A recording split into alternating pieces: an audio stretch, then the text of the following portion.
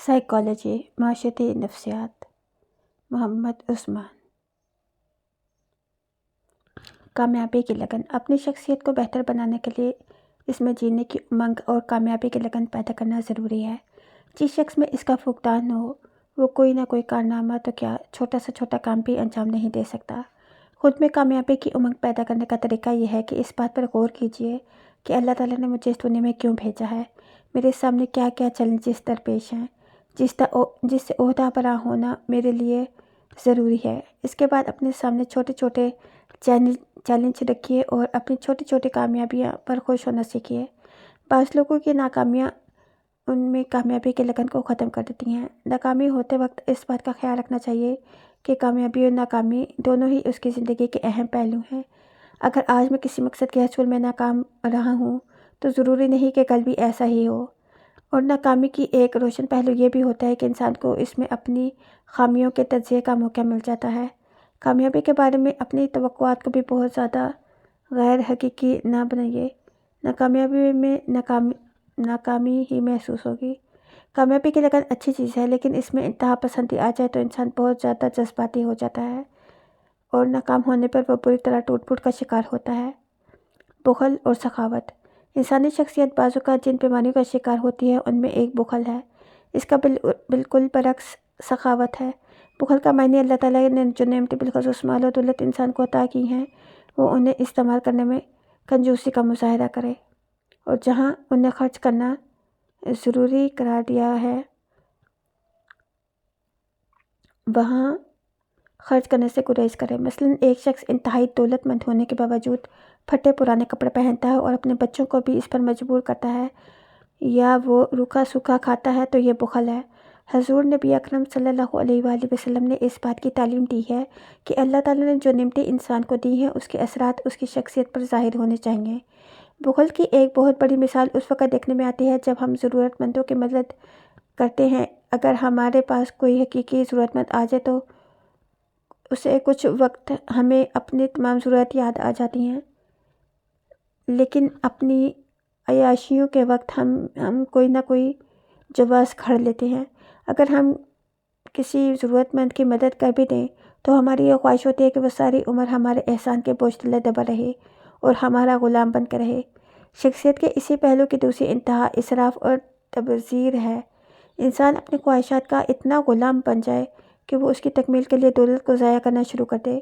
قرآن میں ایسے لوگوں کو شیطان کا بھائی کہا گیا ہے اور پرتعش اندازی زندگی، لگژریس لائف سٹائل کی ایک بہت بڑی مثالیں ہمارے معاشرے میں پائی جاتی ہیں۔ ہمارے بہت بھائی اپنی خواہشات کی تکمیل کے لیے ہزاروں لاکھوں خرچ کر دیتے ہیں، لیکن ان غریبوں کی کوئی پرواہ نہیں ہوتی جن کے بچے بھوک سے بلک رہے ہوتے ہیں۔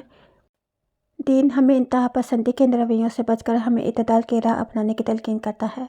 جہاں خرچ کرنا چاہیے وہاں خرچ نہ کرنا بخل ہے، اور جہاں خرچ نہیں کرنا چاہیے وہاں خرچ کرنا اسراف ہے۔ سخاوت اور دریا دلی کا نام ہے جہاں خرچ کرنا چاہیے۔ لالچ اور قناعت۔ اس قسم کا ایک رویہ لالچ اور حرص ہے۔ بخل دراصل انسان کی دولت کے مناسب آؤٹ فلو کی راہ میں رکاوٹ ہے، جبکہ لالچ اس کی غیر مناسب ان فلو کی خواہش کی عکاسی کرتا ہے۔ انسان کسی چیز بالخصوص دولت کے حصول کے لیے اتنا حریص ہو جاتا ہے کہ وہ حصول کے جائز اور ناجائز طریقوں کی پرواہ نہیں کرتا اور ہر طرح سے اپنی تجوریوں کو بھرنے کی فکر کرتا ہے۔ ہمارے معاشرے میں بالعموم کرپشن کا جو ناسور پھیلتا جا رہا ہے اس کی وجہ یہی رویہ ہے۔ ہمارے دین میں دولت کی خواہش کو تو برا نہیں قرار دیا گیا بلکہ زندگی میں ایک اہم محرک کے طور پر اسے تسلیم کیا گیا ہے، لیکن اس معاملے میں انتہا پسندی کے تمام رویوں کو غلط قرار دیا گیا ہے۔ حرص و طمع سے بچ کر انسان دولت کے حصول کے جائز طریقوں سے کوشش کر سکتا ہے، بشرط یہ کہ اس میں دوسروں کے حقوق میں مال نہ کرے۔ اسی رویے کا نام قناعت ہے۔ ہمارے ہاں بعض لوگ قناعت کا یہی معنی سمجھتے ہیں کہ انسان اپنی غربت ہی کو اختیار کیے رکھے اور دولت کے حصول کے جائز طریقوں سے بھی گریز کرے۔ اس نقطہ نظر کا اسلام سے کوئی تعلق نہیں، بلکہ یہ روحانیت کا پیدا کردہ رویہ ہے۔ اسلام میں قناعت کا مفہوم یہ ہے کہ انسان دولت کے حصول کے ناجائز طریقوں سے بچے اور صرف جائز طریقوں سے ہی دولت حاصل ہو جائے، اس پر اللہ کا شکر ادا کرے۔ ناجائز طریقوں سے دولت کے حصول سے بچنے کے لیے یہ بھی ضروری ہے کہ وہ جائز طریقوں سے مناسب مال کمانے کے لیے اپنی صلاحیتوں کو بروئے کار لائے۔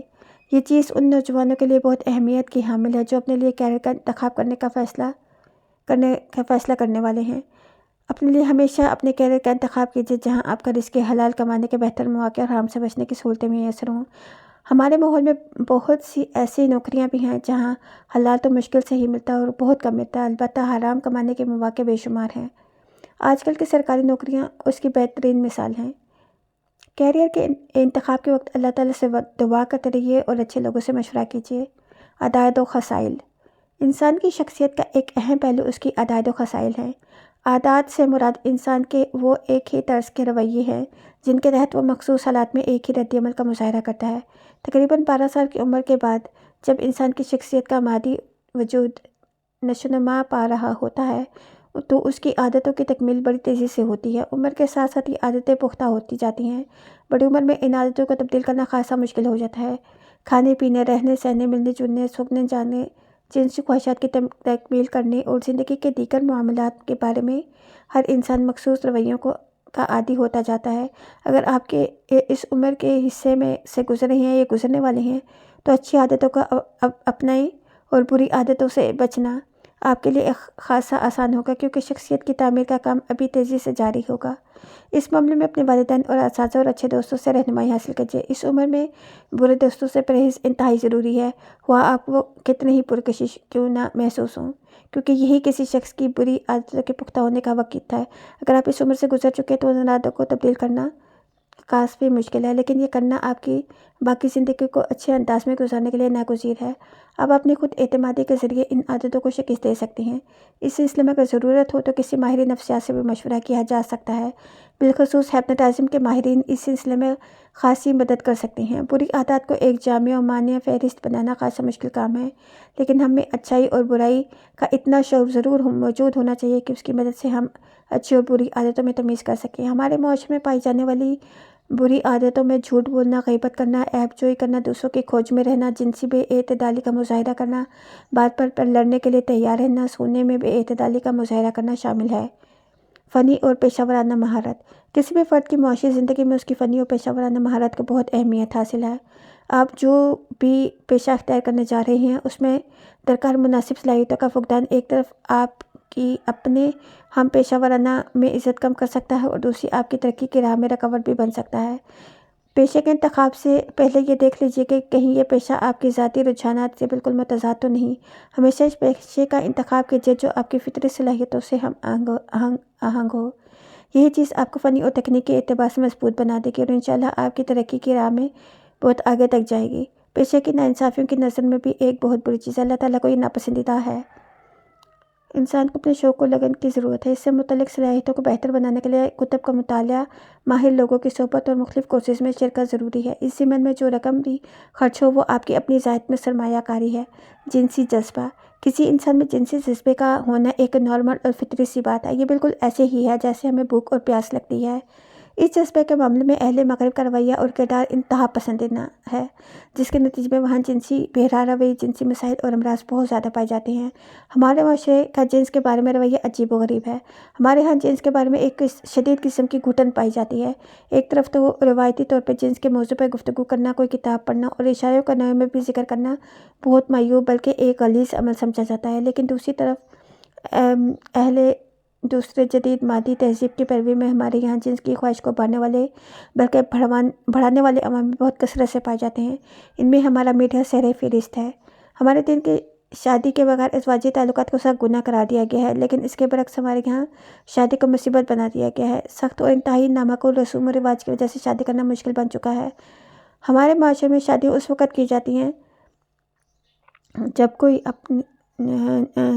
کوئی انسان اپنے جنسی جذبے کا دور عروج گزار کر بڑھاپے کا منتظر ہوتا ہے۔ یہ بالکل ایسے ہی ہے جیسے کسی پیاسے کو اس وقت پانی پلایا جائے جب اس کی پیاس کی شدت ختم ہو گئی ہو۔ ان سب کے ساتھ جنسی بہرا روی کے لیے مواقع بڑھتے جا رہے ہیں۔ اس پر تورا یہ ہے کہ جنس کے بارے میں نوجوانوں کو درست معلومات فراہم نہیں کی جاتی۔ یہی وجہ ہے کہ ہمارے نوجوان لڑکے اور لڑکیوں میں جنسی مسائل بڑھتے جا رہے ہیں اور پورا معاشرہ ایک عجیب تضاد کا شکار ہے۔ ان حالات کی وجہ جو جنسی مسائل اور عوارض پیدا ہو رہے ہیں یا ہو سکتے ہیں، ان کی تفصیل کچھ یوں ہے۔ نوجوان لڑکیوں میں شادی کے بغیر ازدواجی تعلقات قائم کرنا، نوجوانوں میں ہم جنس پرستی کا فروغ، پھر تیسری جنس تسکین کا حصول، جانوروں کے ساتھ جنسی فعل کا عرضہ، بچوں میں جنسی تشدد، جنس مخالف کے کردار اور رویہ اختیار کرنا، اپنے جنسی اعضاء اور افعال کی نمائش کرنا، پھر جنسی اذیت پسندی یعنی مخالف یا خود کو اذیت پہنچانے کا تسکین حاصل کرنا۔ ان میں سے تقریباً تمام عوارض ہمارے معاشرے میں مختلف افراد میں پائے جاتے ہیں۔ جنس مخالف کے ساتھ تعلقات تو ابھی ہمارے معاشرے میں اتنے عام نہیں ہوئے جتنے اہل مغرب کے یہاں ہیں۔ ہم جنس پرستی اس میں طویل عرصے سے پائی جاتی ہے۔ بہت سے نوجوانوں میں مختلف جنس کے رویے اپنانے کی وبا بھی پھیل چکی ہے اور اس کا شکار عموماً امیر طبقے کے نوجوان ہو رہے ہیں۔ بچوں پر جنسی تشدد اور جنسی اذیت پسندی جیسے گھنونے جرم کے واقعات اگرچہ کم ہیں، لیکن پچھلے چند سالوں میں ان کی تعداد میں کئی گنا اضافہ ہوا ہے۔ وقت کے ساتھ ساتھ ان جرائم کی شدت میں بھی اضافہ ہو رہا ہے، جس کی ایک بڑی مثال لاہور میں 100 بچوں پر تشدد اور ان کے وحشیانہ قتل کا واقعہ ہے۔ ان میں سے بہت سے جرائم قدیم دور میں پائے جاتے ہیں، لیکن دور جدید میں میڈیا کے غلط رویے کردار نے اس میں بہت تیزی سے اضافہ کیا ہے۔ ان تمام مسائل سے محفوظ رہنے کا وہ واحد مستقل حل تو یہی ہے کہ شادی مناسب عمر میں کر لی جائے۔ بدقسمتی سے اس مسئلے پر معاشرتی دباؤ اس قدر زیادہ ہے کہ شادیوں میں خواہ مخواہ تاخیر ہو جاتی ہے۔ یہ مسئلہ خواتین کی نسبت مرد حضرات کے ساتھ زیادہ پیش آتا ہے۔ کم از کم وہ لوگ جو دینی ذہن رکھتے ہیں اور خاندان اور معاشرے کے دباؤ کی پرواہ نہیں کرتے، انہیں یہ ضرور چاہیے کہ وہ اپنے بچوں کی جلد از جلد شادیاں کر دیں۔ یہ بات تو اب نوشتہ دوار ہے کہ اگر ہمارے یہاں میڈیا کے کردار کو درست نہ کیا گیا تو ان کے ساتھ ساتھ شادیوں میں تاخیر کا رویہ رکھا گیا تو چند ہی سالوں میں ہمارا معاشرہ شدید قسم کی جنسی انارکی کا شکار ہو جائے گا اور اس کی شدت مغربی معاشروں کی نسبت کہیں زیادہ ہوگی۔ جو لوگ اپنی نسل کے ساتھ مخلص ہوں ان پر یہ بات فرض کے درجے میں لازم ہوتی ہے کہ وہ اپنی اولاد کی جلد از جلد شادی کریں۔ یہ درست ہے کہ جلد شادی کی کئی معاشی اور نفسیاتی مسائل پیدا ہو جاتے ہیں، لیکن ان مسائل کی اہمیت ان مسائل کے سامنے نہ ہونے کے برابر ہے جو دیر سے شادی کے نتیجے میں پیدا ہوتی ہیں۔ اگر قناعت کا رویہ اختیار کیا جائے تو ان مسائل کو بآسانی حل کیا جا سکتا ہے، خاص طور پر ایسے والدین جو مالی اعتبار سے مستحکم ہیں، اپنی اولاد کی شادی کے بعد ان کا بوجھ اٹھا سکتے ہیں۔ وہ نوجوان مسائل سے محفوظ رہنا چاہتے ہیں، انفرادی طور پر کئی طریقوں سے اپنی خواہش کو کم کر سکتے ہیں۔ اس میں دینی ماحول سے تعلق رکھنا، بکثرت نفلی روزے رکھنا اور ذہن کو مثبت سرگرمیوں میں لگانا شامل ہے۔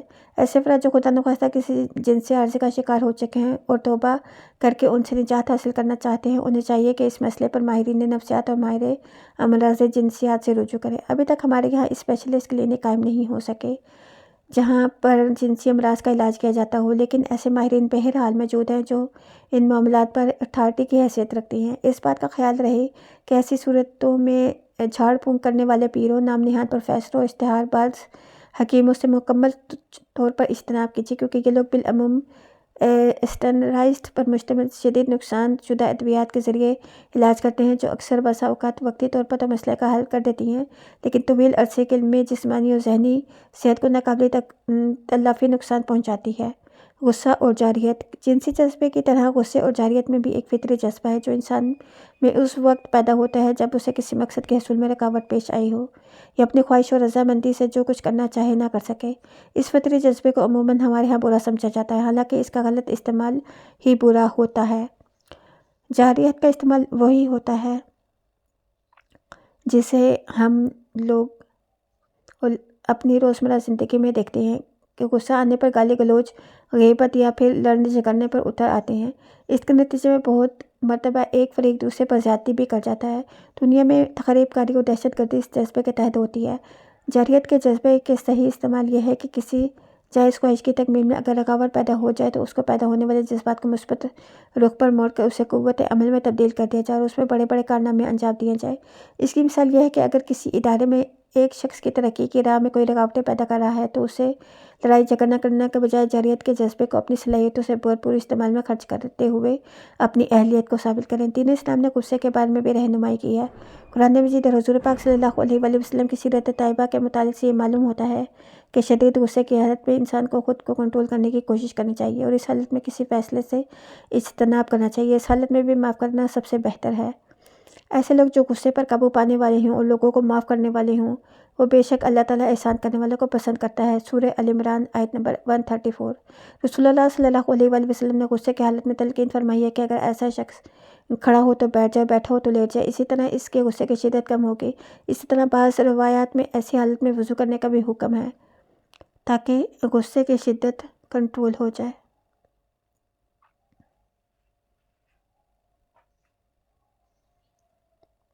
اگر ہم اپنے دائرہ کار میں کوئی برائی یا ظلم دیکھیں تو اسے ختم کرنے کی آرزو ہمارے اندر پیدا ہونی چاہیے۔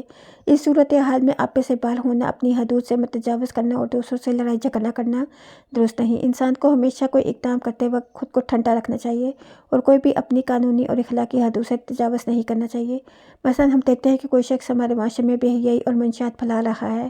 ایسے صورتحال میں ڈائریکٹ تصادم کے بجائے بہترین طریقہ یہ ہے کہ اس کے بارے میں قانون نافذ کرنے والے اداروں کو اطلاع دی جائے یا پھر معاشرے میں اس کا بائیکاٹ کی مہم چلائی جائے اور انہیں اس چیز کے نقصانات سے آگاہ کیا جائے۔ بعض لوگ ان اداروں کی نااہلی اور کرپشن کو بنیاد بنا کر خود لڑائی جھگڑے کرنے پر اتر آتے ہیں۔ ان کا یہ طرز عمل درست نہیں، کیونکہ ہمیں اتنا ہی کام کرنا چاہیے جتنا ہم سے تقاضا کیا گیا ہے۔ اپنی قانونی اور اخلاقی حدود سے تجاوز کر کے خود ایک نئے غلط کام کا آغاز کر رہے ہوتے ہیں، جس کے نتائج بسا اوقات اس سے بھی کہیں برے نکلتے ہیں جو اس شخص کے کام سے نکل سکتے ہوں۔ مایوسی و تشویش، فرسٹریشنز۔ مایوسی اس صورتحال میں پیدا ہوتی ہے جب ہماری کسی خواہش کی راہ میں رکاوٹ پیدا ہو جائے اور ہمیں اس کے لیے کوئی متبادل راستہ بھی نظر نہ آ رہا ہو۔ خواہش کی شدت اور دوسروں سے بڑھ کر زیادہ توقعات وابستہ کرنا مایوسی کی شدت میں بہت اضافہ کر دیتا ہے۔ مایوسی کو کم کرنے کا طریقہ یہ ہے کہ انسان دوسروں سے توقعات بہت کم وابستہ کرے اور خواہش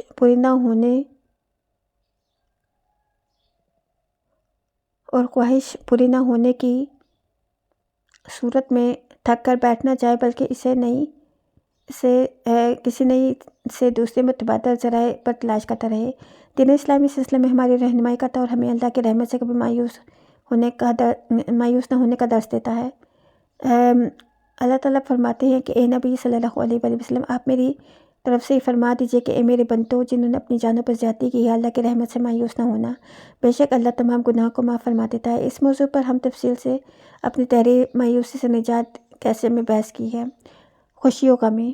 یہ زندگی کے دو پہلو ہیں جن کا سامنا ہمیں کرنا ہی پڑتا ہے۔ ہر انسان کو اس کی زندگی میں بہت سے دکھ جھیلنا پڑتے ہیں اور اس کے ساتھ ساتھ وہ بہت سی خوشیاں بھی سمیٹتا ہے۔ خوشی و غمی میں ہمارا رویہ ہماری شخصیت کا اہم جزو ہے۔ بعض لوگ خوشی ملنے پر آپے سے باہر ہو جاتے ہیں اور اپنی خوشی کے اظہار کے دو طریقے اختیار کرتے ہیں جو اللہ تعالیٰ کو پسند ہیں۔ اس طرح غمی کے موقع پر بھی چیخ و پکار اور رونا دھونا شروع کر دیتے ہیں۔ قرآن مجید میں حضور پاک صلی اللہ علیہ وآلہ وسلم کی سیرت طیبہ سے ہمیں اس معاملے میں رہنمائی ملتی ہے کہ خوشی کے موقع پر اللہ کا شکر ادا کیا جائے اور غمی کے موقع پر صبر کیا جائے۔ حضور اکرم صلی اللہ علیہ وآلہ وسلم خوشی کے موقع پر اللہ تعالیٰ کی طرف رجوع کرتے اور نماز پڑھ کر صدقہ و خیرات کر کے قربانی کر کے اپنی خوشی کا اظہار فرماتے۔ عیدین کے موقع پر اس لیے صدقہ فطر اور قربانی کو صاحب حیثیت لوگوں کے لیے لازم قرار دے دیا گیا ہے۔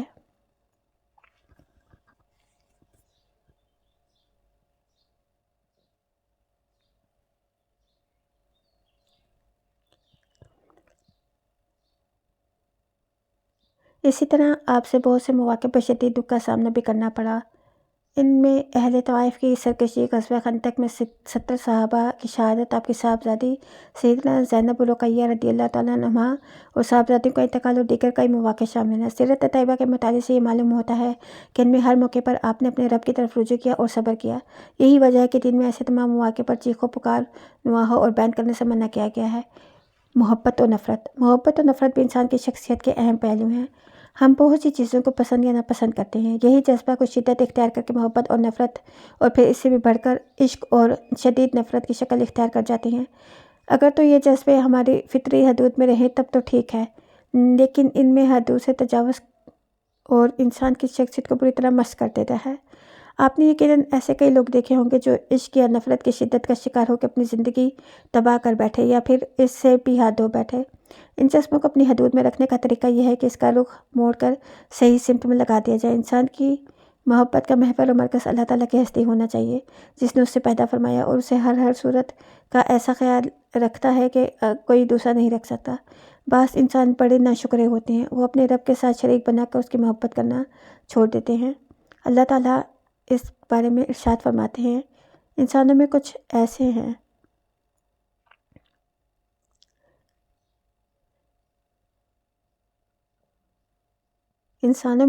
ہیں جو اللہ تعالیٰ کے ساتھ کچھ شریک بنا لیتے ہیں اور اس سے ایسی محبت کرتے ہیں جیسے کہ اللہ تعالیٰ سے کرنا چاہیے۔ ان کے برعکس اہل ایمان اللہ تعالیٰ سے شدید محبت کرتے ہیں۔ اللہ تعالیٰ سے محبت کی اہم ترین شکل رسول اللہ صلی اللہ علیہ وآلہ وسلم کی محبت ہے۔ حضور صلی اللہ علیہ وآلہ وسلم اللہ کے بندے اور آخری رسول ہیں۔ آپ کی محبت کے بغیر ایمان کامل نہیں ہو سکتا۔ یہ اللہ تعالیٰ ہی کی محبت ہے۔ اسی محبت کے بارے میں ہمارے ہاں افراط و تفریط کے رویے پائے جاتے ہیں۔ بعض لوگ اپنی حماقت میں حضور پاک صلی اللہ علیہ وآلہ وسلم کی محبت کو اللہ کی محبت سے الگ سمجھتے ہیں اور پھر رسول کا مقابلہ اللہ تعالیٰ سے کرنا شروع کر دیتے ہیں۔ یہ لوگ ایک طرف تو آپ کو اپنی محبت کے خلوع میں خدا کا شریک کرتے ہیں اور دوسری طرف محبت کا دعویٰ کرنے کے باوجود آپ کی تعلیمات کی پیروی نہیں کرتے، حالانکہ محبت اور اتباع کے محض دکھاوا اور فریب ہے۔ اسی طرح دوسرے لوگ آپ کی محبت کو محض اتباع سنت ہی قرار دیتے ہیں اور آپ کے ساتھ محبت کے ذاتی تعلق کو کوئی اہمیت نہیں دیتے۔ یہ دونوں راستے غلط ہیں۔ جہاں حضور پاک صلی اللہ علیہ وآلہ وسلم کی ذات اقدس کے ساتھ محبت و عقیدت کی عظیم نعمت ہے، وہاں اس کا تقاضا یہ بھی ہے کہ اپنے ہر معاملے میں آپ کے اتباع اور پیروی کی جائے۔ اس محبت کی ایک اور شق آپ کے اہل بیت اور آپ کے صحابہ کرام علیہم رضوان کی محبت ہے، جس کا کوئی مسلمان انکار نہیں کر سکتا، لیکن اس معاملے میں ہر قسم کے غلو سے اجتناب کرنا چاہیے تاکہ یہ عظیم نعمت ہمارے لیے شرک کی مصیبت نہ بن جائے۔ جب انسان اپنی محبت کا رخ اللہ تعالیٰ کے پیارے رسول صلی اللہ علیہ وآلہ وسلم اور آپ کے آل و اصحاب کی طرف موڑ دے تو پھر اسے دنیاوی محبتوں سے نجات مل جاتی ہے۔ اس کا یہ معنی نہیں کہ والدین اور بچوں سے محبت نہیں کرنی چاہیے، یہ محبتیں بھی انسان کی فطرت میں داخل ہیں، لیکن ان محبتوں کو اللہ اور اس کے رسول کے تابع ہونا چاہیے۔ یہی حال نفرت کے جذبے کا بھی ہے۔ جب نفرت کے جذبے غلط استعمال کیا جائے تو انسان تخریب کار اور دہشت گرد بن جاتا ہے اور اپنے جیسے انسانوں کے خون میں ہاتھ رنگنے لگتا ہے۔ اس کا صحیح استعمال یہ ہے کہ اسے برائیوں کے خلاف نفرت میں تبدیل کر دیا جائے۔ ایک بندہ مومن کے نزدیک کفر اور فسق و فجور کی طرف جانا آگ میں جل جانے سے زیادہ قابل نفرت ہونا چاہیے۔ اسی چیز کا ہمارے دین میں تقاضا کیا گیا ہے۔ اس جذبے کو بھی بعض اوقات غلط رنگ دے دیا جاتا ہے۔ برائی سے نفرت کو انسانوں تک پھیلا دیا جاتا ہے۔ نفرت برائی سے ہونی چاہیے، برے انسان سے نہیں۔ ایک مسلمان کو دین اور اخلاقیات کا داعی ہونا چاہیے۔ اس سے برائیوں میں مبتلا شخص کو اپنا بھائی سمجھ کر اس کی اصلاح کی کوشش کرنی چاہیے، نہ کہ اسے برا قرار دے کر دھتکار دے اور اسے وہ اپنی برائیوں میں اور بھی زیادہ شدت اختیار کر جائے۔ ہمیں اس بات کا خیال رکھنا چاہیے کہ ہم سے بھی بہت سے گناہ سرزد ہوتے رہتے ہیں۔ سیدنا عیسیٰ علیہ السلام نے بنی اسرائیل کو کیا خوب نصیحت فرمائی کہ اس گناہ کار کو وہ سزا دے جس نے خود کبھی گناہ نہ کیا ہو۔ اس اصول سے استثناء صرف ان لوگوں کا ہے جو بہت زیادہ گھنونے قسم کے جرائم میں مبتلا ہوں اور ان سے توبہ بھی نہ کر سکتے ہوں اور انہی میں مبتلا رہنا اپنی زندگی کا مقصد سمجھتے ہوں۔ اپنی زندگی میں ان دوستوں کا انتخاب کیجیے جو محبتیں پھیلانے والے اور نفرت سے دور بھاگنے والے ہوں۔ اگر آپ کے قریب ایسے منفی ذہنیت کے حامل لوگ موجود ہیں جو ہر وقت دوسروں کی نفرت کی آگ میں جلتے رہتے ہیں اور دوسروں تک یہ آگ منتقل کرنا چاہتے ہیں تو ان سے مکمل طور پر اجتناب کیجیے، ورنہ آپ کی شخصیت کو بھی یہ لوگ تباہ و برباد کرنے میں کوئی کسر نہیں چھوڑیں گے۔ اخلاص یا خلوص ہماری شخصیت کا وہ پہلو جس کے ہونے کی وجہ سے کوئی دوسرا ہم پر اعتبار کر سکتا ہے۔ اخلاص کا مطلب ہے نیت کا پاکیزہ اور خالص ہونا۔ نیت کا خلوص اللہ تعالیٰ کے ساتھ بھی ہو سکتا ہے اور بندوں کے ساتھ بھی۔ اللہ تعالیٰ کے ساتھ نیت کے خلوص کا مطلب یہ ہے کہ انسان جو بھی نیک عمل کرے اس صرف اور صرف اللہ تعالیٰ کو راضی کرنے کے لیے کرے، اس میں اس کا کوئی دنیاوی اور مفاد پیش نظر نہ ہو۔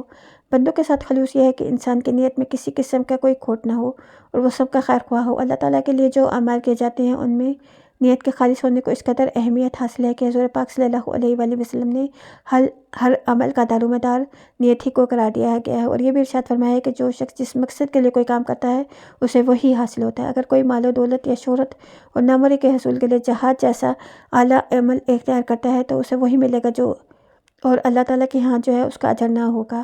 ایک اور حدیث کے مطابق ایسے لوگ جو قرآن مجید کی تلاوت اور وصول کے لیے کرتے رہے، اطاعت وصول کرنے کے لیے کرتے رہے، معاشرے میں اعلیٰ مقام بنانے کے لیے سخاوت کا دریا بہاتے رہے اور شہرت کے لیے جہاد جیسا عمل کرتے رہے، آخرت میں وہ کوئی اجر نہ پا سکیں گے اور جہنم میں پھینک دیے جائیں گے۔ جب ایک عمل اللہ تعالیٰ کے لیے کیا ہی نہیں گیا تو پھر وہ اس کا اجر کیوں دے گا؟ یہی وجہ ہے کہ ریاکاری کو شرک کے اصغر قرار دیا گیا ہے۔ انسانوں کے ساتھ خلوص کو اللہ تعالیٰ نے خیر خواہی سے تعبیر فرمایا۔ مشہور حدیث ہے کہ والدین نصیحت یعنی دین خیر خواہی ہے۔ ایک بندہ مومن کا یہ کام ہے کہ وہ دوسروں کے ساتھ خیر خواہی سے پیش آئے، ان کا خیال رکھے، ان کے حقوق پورے ادا کرے۔ جو ایسا نہیں کرتا اس میں دنیا میں ذلت کا سامنا کرنا پڑتا ہے اور اللہ تعالیٰ کے ہاں بھی اسے خواری کے علاوہ کچھ نہ ملے گا۔ ہم سے ہر شخص یہ چاہتا ہے کہ اس دوسروں کے ساتھ مخلص ہوں، اسی طرح دوسروں کے بھی یہی خواہش ہوتی ہے کہ ہم ان کے ساتھ مخلص ہوں۔ خوف و خشیت، خوف بھی انسان کا ایک فطری جذبہ ہے۔ ایسی تمام چیزیں جو اسے نقصان پہنچا سکتی ہیں ان سے انسان خوف زدہ رہتا ہے۔ اسی طرح انسان کو کوئی بھی ناپسندیدہ صورتحال پیش آنے سے ڈرتا ہے۔ یہی جذبہ اگر نارمل حدود کے اندر ہے تو اسے خطرات سے بچاؤ کی مناسب تدابیر اختیار کر کے ان سے محفوظ رہنے پر مجبور کرتا ہے، لیکن اگر حد سے بڑھ جائے تو پھر ایک نفسیاتی بیماری کی شکل اختیار کر جاتا ہے۔ دوسرے جذبات کی طرح دین اسلامی اس جذبے کا رخ بھی مناسب سمت میں موڑ دیتا ہے۔ دین ہم سے جن صفات کا تقاضا کرتا ہے ان میں ایک اللہ کا خوف ہے۔ یہ خوف اس قسم کا نہیں جیسا ہم بعض جن بھوتوں سے ڈرتے ہیں۔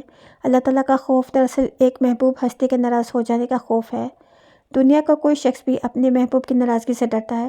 جو لوگ اللہ تعالیٰ کی محبت کو ہر محبت پر ترجیح دیتے ہیں وہ اس کی ناراضگی سے ڈرتے ہیں اور ہر ایسے فعل سے اجتناب کرتے ہیں جو اس کی ناراضگی کا باعث ہو۔ اللہ تعالیٰ کا خوف دوسری تمام چیزوں کے خوف سے آدمی کو نجات دے دیتا ہے۔ اس کا مطلب یہ بھی نہیں کہ انسان ہر چیز سے بالکل ہی بے خوف ہو جاتا ہے، بلکہ اللہ تعالیٰ کا خوف وہ حوصلہ دیتا ہے جس سے انسان ہر خطرے اور خوف کا مقابلہ کرنے کے لیے تیار ہو جاتا ہے۔ صحابہ کرام رضوان اللہ اجمعین میں سے بعض خندق کے موقع پر کفار کا لشکر جدید دیکھ کر گھبراہٹ کا شکار ہو گئے۔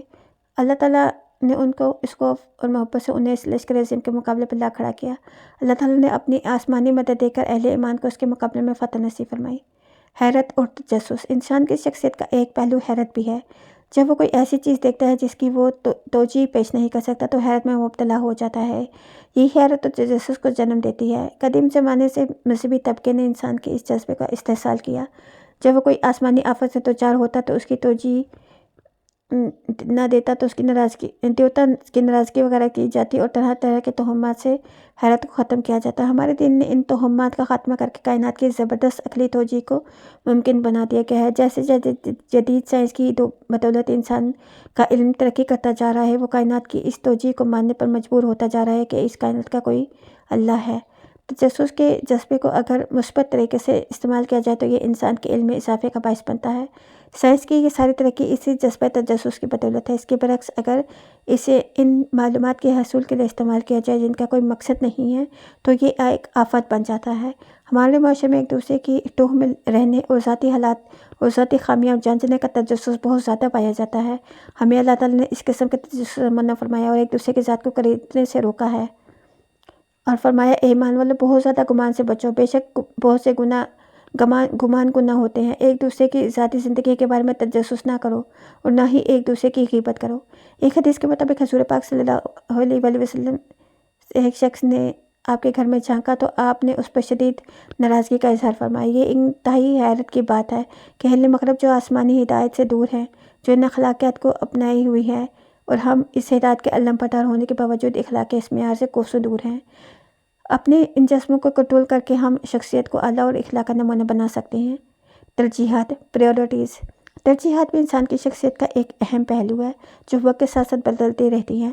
ہر انسان اپنے حالات کے مطابق بعض چیزوں کو دوسری چیزوں پر ترجیح دیتا ہے۔ انتخاب کا یہ اصول پوری زندگی میں ہی کار فرما رہتا ہے۔ دنیاوی زندگی کے بارے میں دین کا تقاضا یہ ہے کہ ہر معاملے میں اخلاقی پہلو کو ترجیح دی جائے، اور اگر کسی چیز کے بارے میں اخلاقی اعتبار سے کوئی قباحت نہیں تو اس میں انسان آزاد ہے کہ وہ جسے چاہے ترجیح دے۔ دنیا کے مقابلے میں آخرت جو کہ اصل زندگی ہے کو ترجیح دینا دین اور عقل دونوں کے لحاظ سے انتہائی اہمیت کا حامل ہے۔ اگر کوئی شخص دنیا کی آخرت پر ترجیح دیتا ہے تو یہ ایسے ہی ہے جیسے 1 روپیہ حاصل کرنے کے لیے کروڑوں روپے کا نقصان ہو جائے۔ ہمیں ترجیح کے اصولوں کو اپنی شخصیت کا حصہ بنانا چاہیے تاکہ ہمیں آخرت میں زیادہ فائدہ ہو۔ اور اگر کوئی ایسی صورتحال سامنے آ جائے جس میں ہم آخرت بنانے کی کوشش کریں تو دنیا میں حالات خراب ہوتے ہیں، اور دنیا بنانے کی کوشش کریں تو آخرت تباہ ہوتی ہے، تو پھر ہر حال میں آخرت کو ہی ترجیح دیں۔ اس کی مثال یہ ہے کہ اگر کسی کو مال حرام کمانے کا بہترین موقع میسر آئے، اس صورت میں اس کے سامنے دنیا کمانے کا بہترین موقع ہے لیکن اس کی آخرت تباہ ہو جائے گی۔ ایسے حالات میں عقل مندی کا تقاضا ہے کہ آخرت کو دنیا پر ترجیح دی جائے، کیونکہ دنیا کی زندگی چند سال کی ہے اور آخرت کی زندگی لامحدود۔ قوت برداشت، ٹیمپرامنٹ۔ انسان کی قوت برداشت بھی اس کی شخصیت کا ایک اہم پہلو ہے۔ اس دنیا میں بارہا ایسا ہوتا ہے کہ حالات ہمارے لیے خوشگوار نہیں ہوتے، یا پھر دوسرے لوگ ہماری مرضی کے مطابق رویہ اختیار نہیں کرتے۔ ایسے موقع پر جو لوگ آپے سے باہر ہو جاتے ہیں انہیں کمزور شخصیت کا مالک سمجھا جاتا ہے۔ اس کے برعکس جو لوگ تحمل اور بردباری کا مسائل کا سامنا کرتے ہیں وہ اپنے قریبی لوگوں کی نظر میں اہم مقام حاصل کر لیتے ہیں۔ رسول پاک صلی اللہ علیہ وآلہ وسلم کی قوت برداشت انتہائی اعلیٰ درجے کی تھی۔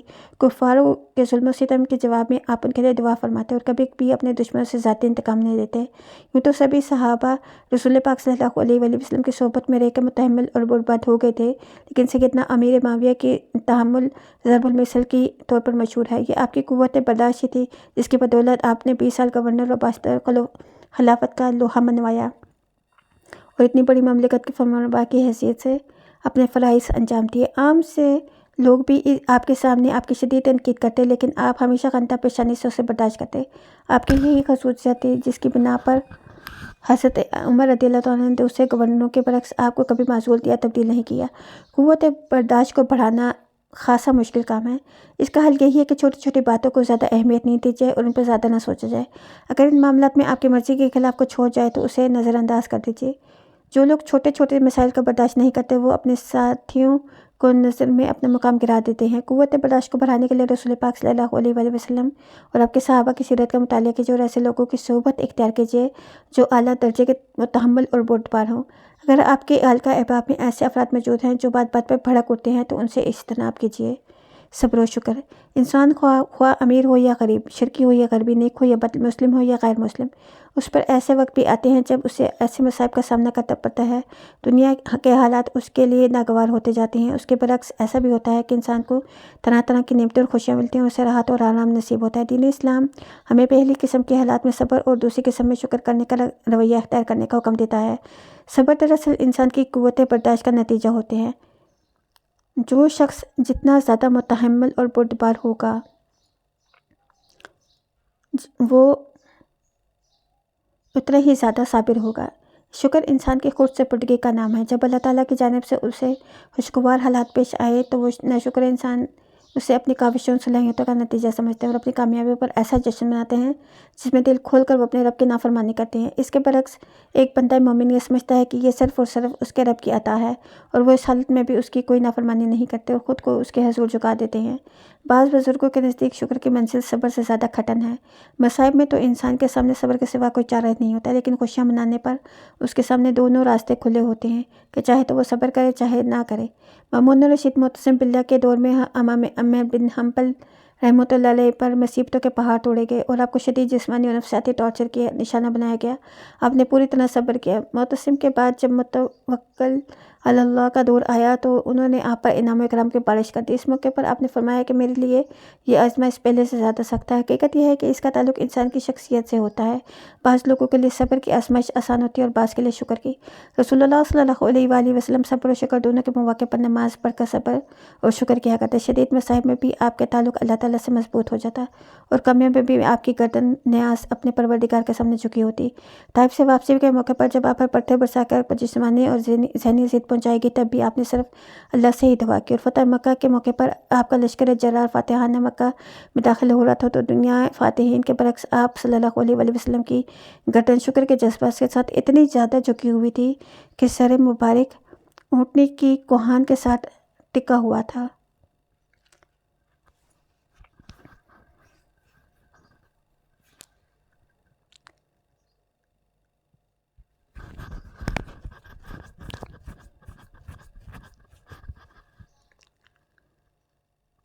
کوہان سے ٹکرا رہا تھا۔ شکر کا بہترین طریقہ یہ ہے کہ اللہ تعالیٰ نے جو نعمتیں آپ کو عطا کی ہیں اس کی خوشیوں میں اپنے ساتھ ان بھائیوں کو بھی شریک کیجیے جو اس سے محروم ہیں۔ مثلاً اچھی جاب ملنے کی خوشی میں صدقہ کیجیے۔ اگر آپ اپنی شادی پر خرچ کر رہے ہیں تو اس کا کچھ رقم کا کچھ حصہ کسی غریب بہن کو بھی دے دیجیے جو محض مال کی کمی کی وجہ سے اپنے گھر بار سے محروم ہے۔ Team spirit. کسی عملی انسان کا قول ہے "Only the team can win"۔ یہ حقیقت ہے کہ اکیلا انسان کوئی بڑا کام نہیں کر سکتا کیونکہ بڑے کام سر انجام دینے کا حوصلہ تو شاید کسی فرد میں ہو، لیکن اس کے لیے درکار تمام صلاحیتیں بہت کم ہیں، کسی ایک شخص میں اکٹھی ہوتی ہیں۔ مختلف صلاحیتیں لیکن مشترک سوچ اور مزاج رکھنے والے افراد کی ٹیم کی صورت میں بنائے بڑے بڑے کارنامے انجام دے سکتے ہیں۔ ٹیم اسپرٹ یہ ہے کہ مل کر مشترکہ مقصد کے لیے جدوجہد کی جائے۔ ایسا کبھی نہیں ہوتا کہ ٹیم کے تمام ارکان بہت زیادہ باصلاحیت ہوں۔ ایسے مواقع پر باصلاحیت افراد کا یہ فرض ہے کہ وہ اپنے سے کمزور ساتھیوں کو اپنے ساتھ لے کر چلیں تاکہ وہ اپنے حوصلے پست ہونے کی وجہ سے پیچھے نہ رہ جائیں۔ اگر اس مقصد کے لیے وہ باصلاحیت افراد کو اپنی رفتار کو سست کرنی پڑنی چاہیے تو اس میں کوئی قباحت نہیں۔ ٹیم کی کامیابی میں سب سے کوئی شریک کیا جائے اور کوئی شخص دوسروں کی ٹانگ کھینچ کر خود آگے بڑھنے کی کوشش نہ کرے۔ رسول اللہ صلی اللہ علیہ وآلہ وسلم اور صحابہ کرام علیہم رضوان کی زندگی ہمارے لیے ٹیم اسپرٹ کا بہترین نمونہ ہے۔ معاش و روزگار کے مسائل پر کفار کو ظلم و ستم کے اور مہاجرین کی آباد کاری کا مسئلہ ہر موڑ پر ہمیں ٹیم اسپرٹ کی ایک اعلیٰ مثال ملتی ہے جو شاید کسی اور تحریک میں نہ مل سکے۔ یہ اعلیٰ ترین کردار کے حامل افراد بوجھ کو مل کر اٹھاتے اور اپنے ساتھ کسی ساتھی کو پیچھے نہ چھوڑتے، ہر خوشی کو ایک دوسرے کے ساتھ شیئر کرتے، حتیٰ کہ کھانے پینے کی چیزوں کے معاملے میں بھی دوسرے کو خود پر ترجیح دیتے۔ ان کی سب سے بہترین مثال اس وقت ملتی ہے جب مواقعات مدینہ کے تحت حضور پاک صلی اللہ علیہ وآلہ وسلم نے ایک مہاجر کو ایک انصاری کا بھائی بنا دیا۔ اس موقع پر انصار نے جس احسان کا مظاہرہ کیا وہ اسلامی طریقہ ایک روشن ترین باب ہے۔ خود میں ٹیم اسپرٹ پیدا کرنے کے طریقہ یہ ہے کہ اپنے دل سے قساوت دور کرنے کی کوشش کیجیے اور دوسروں کے لیے اپنے دل میں خیر خواہی کے جذبات پیدا کیجیے۔ اپنے دوسرے ٹیم ممبرز کے لیے خیر خواہی اور احسان کے جذبات پیدا کیجیے اور انشاءاللہ تعالیٰ اس کے نتیجے میں دوسرے بھی آپ کے لیے یہی جذبات رکھیں گے۔ اجتماعی کاموں میں سب سے بڑا مسئلہ یہ ہوتا ہے کہ بعض اوقات ٹیم انسان کی شخصی آزادی کو سلب کر لیتی ہے، جس کے نتیجے میں وہ تخلیقی صلاحیتوں کے اظہار پر قدغنیں عائد ہو جاتی ہیں۔ اچھی ٹیموں میں کبھی شخصی آزادی سلب نہیں کی جاتی اور اختلاف رائے کا احترام کیا جاتا ہے۔ اگر خدا نخواستہ آپ کا واسطہ کسی ایسی ٹیم سے پڑ گیا تو اس کی اصلاح کی کوشش کیجیے، اور اگر ایسا ممکن نہ ہو تو اس ٹیم کو چھوڑ کے کسی ایسی ٹیم سے وابستہ ہو جائے جہاں حالات سازگار ہوں۔ خود انحصار یا دوسروں پر انحصار۔ ہر شخص کو یہ کوشش کرنی چاہیے کہ وہ کم از کم اپنا بوجھ خود اٹھائے اور دوسروں کا بوجھ بھی کسی حد تک اٹھانے کی کوشش کرے۔ جو شخص اس صلاحیت کے باوجود دوسروں پہ انحصار کرنے کا رویہ اختیار کرتا ہے اسے ہر معاشرے میں ذلت کے نگاہ سے دیکھا جاتا ہے۔ خود انحصاری کے لیے اگرچہ محنت کرنی پڑتی ہے اور تکالیف برداشت کرنی پڑتی ہے، لیکن اس کی بدولت معاشرے میں باعزت مقام حاصل کیا جا سکتا ہے۔ یہ تو بدیہی امر ہے کہ اگر ہر شخص اپنی تمام ضروریات کو پورا کر ہی نہیں سکتا، اسے بہت سی ضرورت کے لیے دوسروں کی مدد کی ضرورت پڑتی ہے۔ ایسے مواقع پر بہترین طرز عمل یہ ہے کہ اس شخص کی کچھ ضروریات پوری کرنے میں آپ ہی کوشش کریں جو کہ اس کی ضرورت پوری کرتا ہے۔ مثلاً بیوی اگر اپنے شوہر کی دل و جان سے خدمت کر رہی ہے تو شوہر کا بھی فرض ہے کہ وہ اس کے لیے کما کر لائے اور اس کی ضرورتوں کا خیال رکھے۔ اسی طرح والدین اپنی اولاد کے لیے جو کچھ کرتے ہیں، اولاد کا بھی یہ فرض بنتا ہے کہ وہ والدین کی خدمت کریں۔ اگر ایک دوست نے دوسرے کی مشکل وقت میں مدد کی ہے تو دوسرے کو بھی چاہیے کہ وہ ہر مشکل میں اپنے دوست کو تنہا نہ چھوڑے۔ خود انحصاری کے لیے یہ ضروری ہے کہ اپنی شخصیات کو نفسیاتی، عمرانی اور بالخصوص معاشی اعتبار سے زیادہ مضبوط بنایا جائے اور خود میں اعلیٰ صفات پیدا کی جائیں اور دوسروں پر کم انحصار کیا جائے۔ خود غرضی کو ہمارے ہاں منفی معنی میں لیا جاتا ہے۔ حقیقت یہ ہے کہ اپنی ذات کو اہمیت اور دوسروں پر ترجیح دینا بہرحال ایک فطری جذبہ ہے۔ جب انسان ڈوب رہا ہو تو وہ سب سے پہلے خود کو بچانے کی کوشش کرتا ہے۔ اسی طرح مالی تنگی کے دور میں ہر کوئی اپنی ضرورت پوری کرنے کی پہلے فکر کرتا ہے۔ اگر یہی جذبہ ان فطری حدود کے اندر رہے تو اس میں کوئی قباحت نہیں ہے۔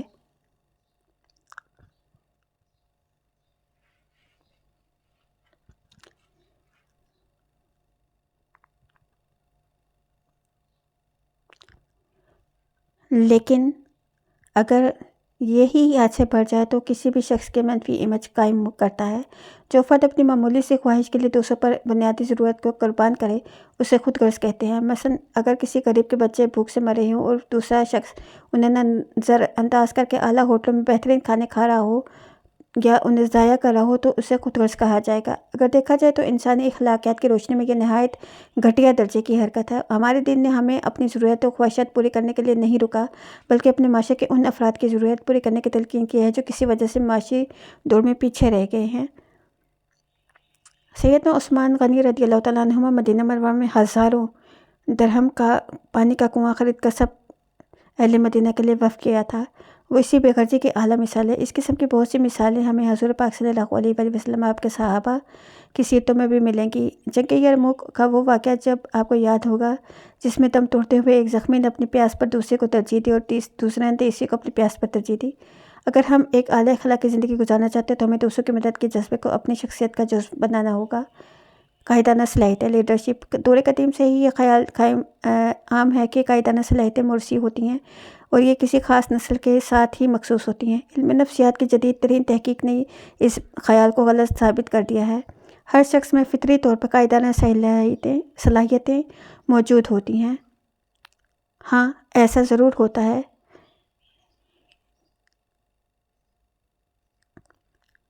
ہاں، ایسا ضرور ہوتا ہے کہ بعض افراد میں یہ صلاحیتیں زیادہ اور بعض میں بہت کم ہوتی ہیں۔ مناسب تربیت کے ذریعے ان صلاحیتوں کو نشو و نما دی جا سکتی ہے۔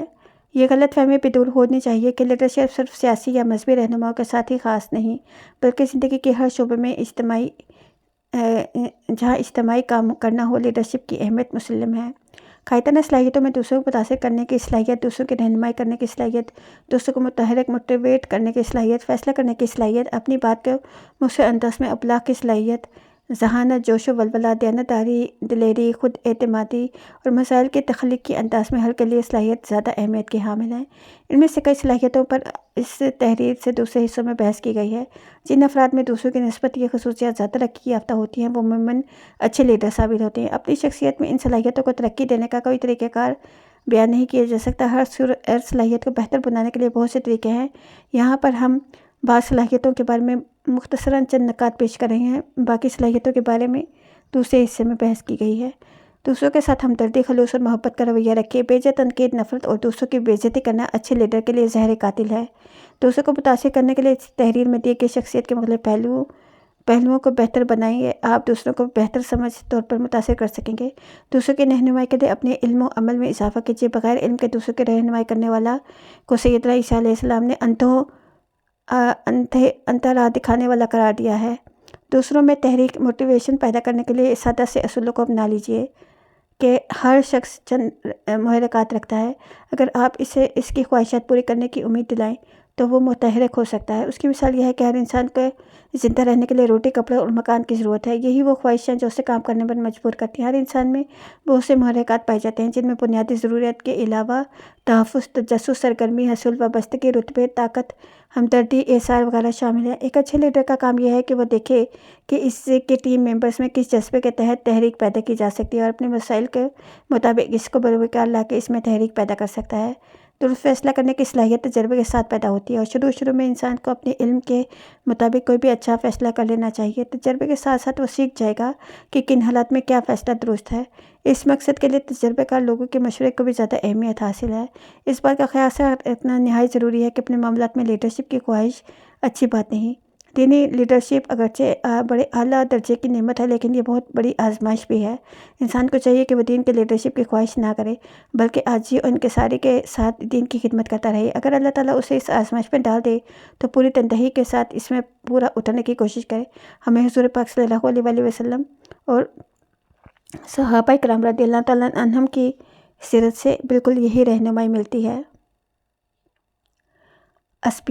عصبیت کا مطلب ہے خود کو انسانوں کے کسی گروہ کے ساتھ وابستہ سمجھنا۔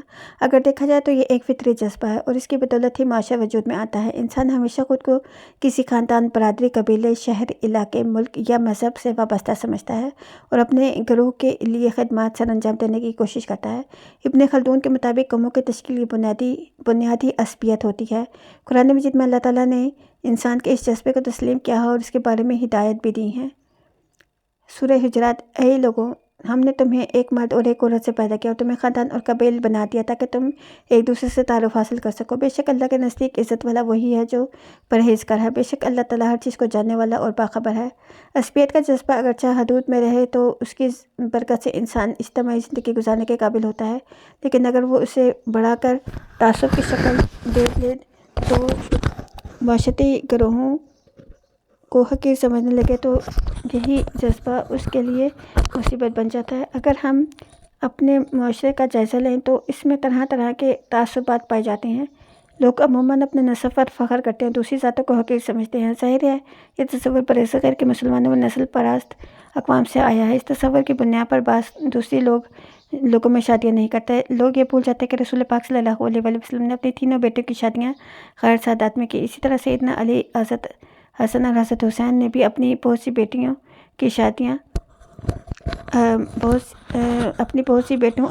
اور بہنوں کی شادیاں صرف اور صرف علم اور تقویٰ کے بنیاد پر غیر سید خاندانوں میں کی۔ اسلام میں کسی نسب کو دوسرے پر فضیلت حاصل نہیں۔ بعض لوگ کسی بزرگ شخصیت کی اولاد ہونے کی وجہ سے کتب کو برتر اور دوسروں کو کمتر سمجھتے ہیں، حالانکہ یہ بات تو مسلمہ ہے کہ ہر انسان خواہ وہ کسی بھی حسب نسب سے تعلق رکھتا ہو، بہرحال اللہ تعالیٰ کی وہ جلیل القدر نبیوں آدم اور نوح علیہ الصلوۃ والسلام کی اولاد ضرور ہیں۔ قرآن مجید کی یہ آیت اس معاملے میں بڑی واضح ہے کہ خاندان اور قبائل بنانے کا مقصد صرف تعارف تھا۔ اس کی بنیاد پر کسی دوسرے کو کوئی فضیلت حاصل نہیں، کیونکہ انسانوں میں یہ صفات غیر اکتسابی ہیں۔ اگر کسی شخص کے آباء و اجداد بہت نیک تھے تو اس میں اس شخص کا کیا کمال ہے، یا پھر اگر اس کے آباء و اجداد میں کوئی شخص برا گزرا تھا تو اس کا کیا قصور ہے۔ فضیلت کا معیار اس کے اپنے کارناموں پر ہوتا ہے۔ اگر وہ اپنی زندگی اللہ تعالیٰ کے بتائے ہوئے راستے پر چلتے ہوئے نہیں گزارتا تو اسے دوسروں پر برتری کا کوئی حق حاصل نہیں۔ اگر کوئی شخص نیک اور پرہیزگار ہے تو اسے تب ہی دوسروں پر برتری جتانے کا حق حاصل نہیں۔ اس کو جو عزت و شرف دیا جائے گا اس کا تعلق اللہ تعالیٰ سے ہے۔ نسب کے علاوہ ہمارے یہاں پیشوں کا بھی بڑا تعصب پایا جاتا ہے۔ عام طور پر لوگ ہاتھ سے کام کرنے والے بہت سے پیشوں کو حقیر سمجھتے ہیں۔ اس کے برعکس اہل عرب میں جتنے کسی پیشے کو حقیر نہیں جانا جاتا۔ یہی وجہ ہے کہ وہاں بڑے بڑے امیر لوگ اپنے آبائی پیشوں مثلاً خیاط، درزی وغیرہ کو اپنے نام کے ساتھ فخریہ پکارتے ہیں۔ دین اسلام ہر قسم کے جائز پیشے کو عزت کا مقام دیتا ہے۔ رسول اللہ صلی اللہ علیہ وآلہ وسلم نے محنت کر کے کمانے والے کو اللہ کا دوست قرار دیا گیا۔ ہمارے قبائلی علاقوں میں بالخصوص تعصب عام ہے۔ ایک شخص قتل کے جرم میں اس کے قبیلے کے شخص کو قتل کرتا ہے اور ہمارے پوتے پوتیاں اس کی ساری عمر کی سزا بھگتتے رہتے ہیں اور اس دشمنی کو نسل در نسل منتقل کر دیتے ہیں۔ وطن عزیز کو جس عصبیت سے شدید خطرہ لاحق ہے وہ صوبائی اور لسانی عصبیت ہے۔ اسی کی بنیاد پر ہمارا ملک دو لخت ہوا اور اب مختلف صوبوں میں بھی محض زبان کی بنیاد پر علیحدگی کی باتیں ہوتی رہتی ہیں۔ ملکی اور وطنی عصبیت کی بنا پر دنیا میں دو بڑی جنگیں ہو چکی ہیں جس میں کروڑوں لوگ موت یا اس سب تعصبات سے بڑھ کر مذہبی عصبیت ہے۔ یہی وہ عصبیتی تعصب تھا جس کی بنیاد پر یہودی غیر یہودیوں سے سودی لین دین اور ان پر ظلم و ستم کو بھی جائز سمجھتے تھے۔ ہمارے یہاں بھی بعض لوگوں غیر مسلموں کو حقیر سمجھتے ہیں اور مسلمانوں کے گھر پیدا ہونے والا خواہ اپنے عقائد و اعمال میں اسلام سے دور کا بھی تعلق نہ ہو، اس کو ان سے برتر اور سمجھ کر نسلی غرور میں مبتلا ہوتا ہے۔ یہ تعصب ہمارے ہاں مسلمانوں کے اپنے فرقوں کے ہاں اور زیادہ شدت کے ساتھ موجود ہے۔ ہر فرقے کو ہدایت پر اور دوسرے کو گمراہی پر سمجھتا ہے۔ کوئی دوسروں کے نقطہ نظر کو سننے اور سمجھنے پر تیار ہی نہیں۔ دینی مدارس اور مساجد تک کا بھی نظام بھی فرقہ وانہ بنیادوں پر قائم ہے، جہاں اسلام کے نہیں بلکہ اپنے فرقے کے سپاہی پیدا کیے جاتے ہیں۔ اب تو حالات یہاں تک پہنچ گئی ہیں کہ ایک دوسرے کی مساجد میں صحیح نمازوں پر فائرنگ کو برا نہیں سمجھا جاتا۔ اسلام ہر قسم کے تعصبات کا خاتمہ کر کے عصبیت کو صرف اور صرف حق اور حق تک محدود کرتا ہے۔ اسلام نسل انسانیت کو صرف دو گروہوں میں تقسیم کرتا ہے، اللہ تعالیٰ کو ماننے والا یعنی حزب اللہ اور اس کے مقابلے میں سرکشی اختیار کرنے والا گروہ یعنی حزب الشیطان۔ جو شخص بھی اللہ تعالیٰ کے گروہ میں آ جاتا ہے اس پہ لازم ہوتا ہے کہ وہ شیطان کے گروہ میں شامل ہونے والے کو دعوت و تبلیغ کے ذریعے اللہ تعالیٰ کے گروہ میں لانے کی کوشش کرے۔ اگر ہم ایک اچھے انسان اور اچھے مسلمان بننا چاہتے ہیں تو ہمیں چاہیے ہم اپنی شخصیت میں عصبیت اور ان کی تمام انتہاؤں کا خاتمہ کر کے ہمیں اپنی جائز حدود کو تک محدود کرنا پڑے گا۔ قانون کی پاسداری۔ دین اسلام کا مزاج یہ ہے کہ وہ لا قانونیت اور انارکی کو سخت ناپسند کرتا ہے اور اپنے ماننے والوں کو ایک اجتماعی نظام کے تحت زندگی بسر کرنے کی تلقین کرتا ہے۔ دین ہمیں ایسے اقدامات اور قوانین میں اپنی حکومت کے اطاعت کی دعوت دیتا ہے جو اللہ تعالیٰ کے احکامات کے خلاف نہ ہوں۔ اس مسئلے پہ امین اصلاحی کی کتابوں کی اسلامی روایت اور تزکیہ نفس میں بہت تفصیل سے روشنی ڈالی گئی ہے۔ ہم یہاں اس کا بیان کرنے نکات کا ایک خلاصہ پیش کر رہے ہیں۔ واضح رہے کہ اس مسئلے میں اصلاحی صاحب کا موقف امت مسلمہ کے اکثر علماء کے نقطہ نظر کے مطابق ہے۔ اللہ تعالیٰ کے احکامات پر عمل کرنے یا نہ کرنے کے اعتبار سے حکومتیں چار قسم کی ہوتی ہیں۔ پہلی حکومت وہ حکومت ہے جس میں اللہ تعالیٰ کے تمام احکامات کی پابندی کی جاتی ہے اور دین اسلام کو بطور قانون نافذ کر دیا گیا ہو۔ اس حکومت کے بارے میں تو رسول اللہ صلی اللہ علیہ وآلہ وسلم نے بڑی واضح ہدایت دی ہیں کہ اس میں ہر حال میں اطاعت کی جائے اور اس کی نافرمانی اللہ تعالیٰ کی نافرمانی ہے۔ ایسی حکومت کی اطاعت نہ کرنے والا جاہلیت کی موت مرتا ہے۔ بشری تقاضوں کے باعث اس قسم کی حکومت کی چند خامیاں بھی پیدا ہو سکتی ہیں اور ان کے باوجود اس حکومت کی نافرمانی جائز نہیں بلکہ ان کی خامیوں کے خلاف آواز اٹھانے کا حکم ہے۔ دوسری قسم کی حکومت وہ ہے جو بظاہر تو اسلام کا نام لیا جاتا ہو اور بعض اوقات معاملات میں اس کی پیروی کی جاتی ہے، اس کے ساتھ ظلم و ستم کی کرپشن بھی کی جاتی ہے۔ اس کی زیادہ تر مسلم ممالک ایسی ہی حکومتیں قائم ہیں۔ ایسی حکومتوں کے بارے میں رسول اللہ صلی اللہ علیہ وآلہ وسلم نے واضح ہدایت فرمائی ہے کہ ان کی اس وقت تک ہدایت کی جائے جب تک اللہ تعالیٰ کے حکم کے خلاف نہ دیں، ظلم اور کرپشن کے خلاف آواز بلند کی جائے اور معاشرے میں اور حکومتوں کی اصلاح کو کوششیں جاری رکھی جائے۔ اس قسم کی حکومتوں کے خلاف مسلح بغاوت جائز نہیں۔ آئین اور قانون کے دائرے میں رہتے ہوئے برائی کے خلاف جدوجہد بہرحال مسلمانوں پر اجتماعی طور پر لازم ہے۔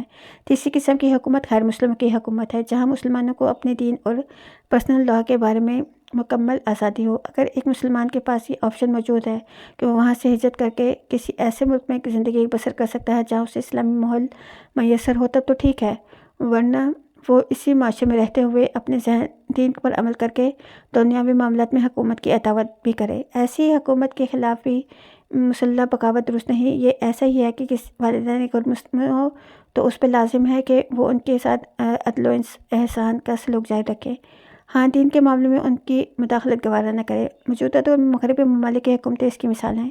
چوتھی قسم کی حکومت وہ ہے جس میں اہل اسلام کو دین کے بارے میں آزادی حاصل نہ ہو، بلکہ انہیں کفر اختیار کرنے پر مجبور کیا جا رہا ہو، خواہ ان کا حکمران غیر مسلم ہو یا نام نہاد مسلمان ہو۔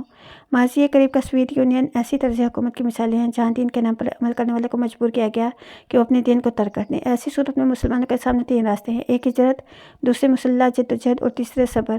موجودہ دور میں ویزے کی پابندیوں کی وجہ سے کئی کمیونٹی کا ہجرت کرنا ممکن نہیں رہا، اور اس کا جہاد کا تعلق ہے اس انحصار اس پہ ہے کہ کوئی آزاد مسلم ملک حکومت اس پر تیار ہے یا نہیں۔ اس کے علاوہ حالات بہت اہمیت رکھتے ہیں۔ اگر حالات ایسے ہیں کہ حکومتی سطح پر مسلح جدوجہد کے ذریعے ظلم و جبر کا خاتمہ کیا جا سکتا ہے اور اس جدوجہد کی کامیابی کے معقول حد تک امکانات موجود ہیں تو یہ کوشش کی جا سکتی ہے، لیکن اگر مسلح جدوجہد کے نتیجے میں محض انارکی ہی پھیلنے کا غالب امکان ہو تو اصلاح احوال کی کوئی صورتحال نظر نہیں آتی ہو تو اب امن ایمان کو بچانے کی ہر ممکن حد تک جدوجہد کی جائے، کیونکہ اسلام کے نظر میں لا قانونیت اور انارکی ظلم و جبر سے بھی بڑا ظلم ہے۔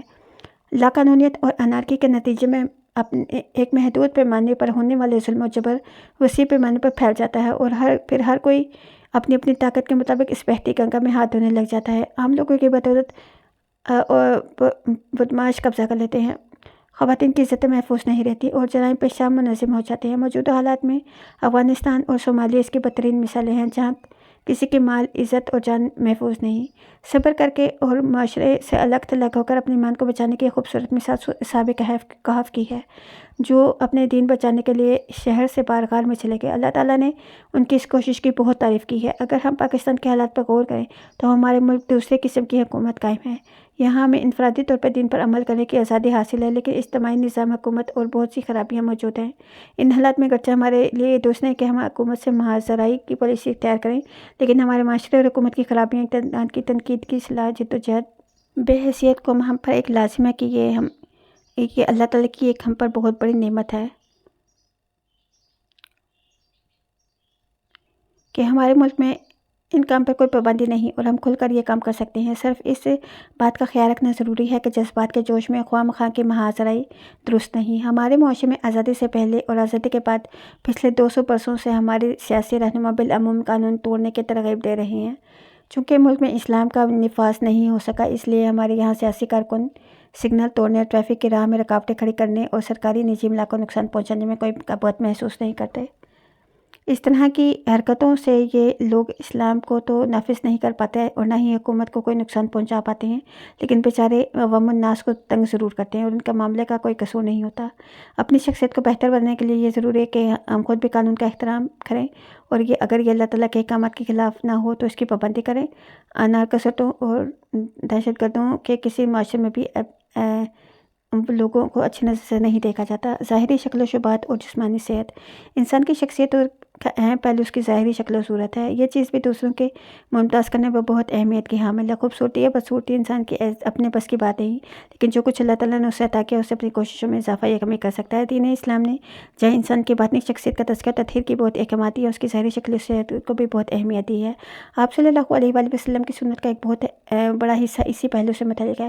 چنانچہ روزانہ کم از کم دن میں 5 مرتبہ وضو کرنا، جنسی عمل کے بعد لازماً غسل کرنا، بالوں میں ناخنوں کی تراش خراش، ناک، منہ اور کان وغیرہ کی صفائی کرنا، صاف ستھرا لباس پہننا، کھانے سے پہلے اور بعد میں ہاتھ دھونا، یہ وہ چیزیں ہیں جو ہزاروں سالوں پہلے ہمارے دین کا لازمی تقاضا ہیں۔ سیدنا ابراہیم علیہ السلام کو بھی انہی چیزوں کا حکم دیا گیا تھا جو دور جدید کے بانی ہائیجینس کے اصول بھی انہی باتوں کی تلقین کرتے ہیں۔ ظاہری شکل و شباہت کے علاوہ جسمانی صحت بھی شخصیت کا اہم ترین پہلو ہے۔ اگر انسان صحت مند نہ ہو تو وہ کسی بھی کام کو صحیح انجام نہیں دے سکتا۔ دین نے اپنی صحت کی حفاظت کو بڑی اہمیت دی ہے اور ایسی تمام چیزوں سے روکا ہے جو صحت کے لیے نقصان دہ ہوں۔ اپنے ہاتھوں خود کو ہلاکت میں ڈالنا کسی طرح درست نہیں۔ ہمارے بزرگ بالخصوص بعض صوفیہ اور رہبانیت کی تعلیمات کے زیر تعلیم سے کم سے واقفیت کے باوجود اس سے پہلو تہی کرتے رہے۔ چنانچہ ان کے حالات میں آپ یہ عام طور پر پڑھیں گے کہ فلاں بزرگ کی خوراک بہت قلیل تھی اور فلاں بیماری میں شکار رہتے تھے۔ دلچسپ امر یہ کہ برعکس موجودہ دور کے دینی طبقات پر خوراکی اور موٹاپے کا الزام لگایا جاتا ہے۔ رسول پاک صلی اللہ علیہ وآلہ وسلم اور صحابہ کا رویہ اس کا افراط تفریط کے مابین اعتدال پر مبنی تھا۔ آپ صلی اللہ علیہ وآلہ وسلم کی وہ مشہور حدیث ہے جس میں بھوک رکھ کے کھانا کھانے کی تلقین کی گئی ہے۔ ہمارے ماحول میں کوئی گھوڑے یا اونٹ پر چند کلومیٹر سفر کی ہمت نہیں رکھتا، لیکن آپ کے صحابہ کی فٹنس کا یہ علم تھا کہ وہ سینکڑوں میل سفر گھوڑوں کی اونٹوں پر طے کرتے تھے۔ ان کے ہاں بڑے بڑے اور مستقل امراض بہت کم پائے جاتے تھے۔ ان کے ضعیف العمر افراد بھی اتنے صحت مند ہوتے تھے کہ وہ گھوڑوں کی پیٹھوں پر بیٹھ کر کئی کلو وزنی تلواریں اٹھا کر جنگوں کی قیادت کیا کرتے تھے۔ بعد میں ادوار میں بھی یہی رجحان جاری رہا۔ قدیم بادشاہ نے اتنے سخت زندگی گزارنے جتنی ہمارے ہاں عام لوگ بھی نہیں گزارتا۔ مشہور مغل بادشاہوں کے بارے میں یہ مشہور ہے کہ وہ قلعے کی فصیل پر 2 سپاہیوں کو بغل میں دبا کر بھاگا کرتا تھا۔ خدا جانے ان سپاہیوں کا کیا حال ہوتا ہوگا۔ بعض لوگوں میں راہبانہ تعلیمات کے زیر اثر یہ خیال پھیل گیا کہ علاج کروانا تو توکل ہے، بلکہ توکل کے خلاف ہے۔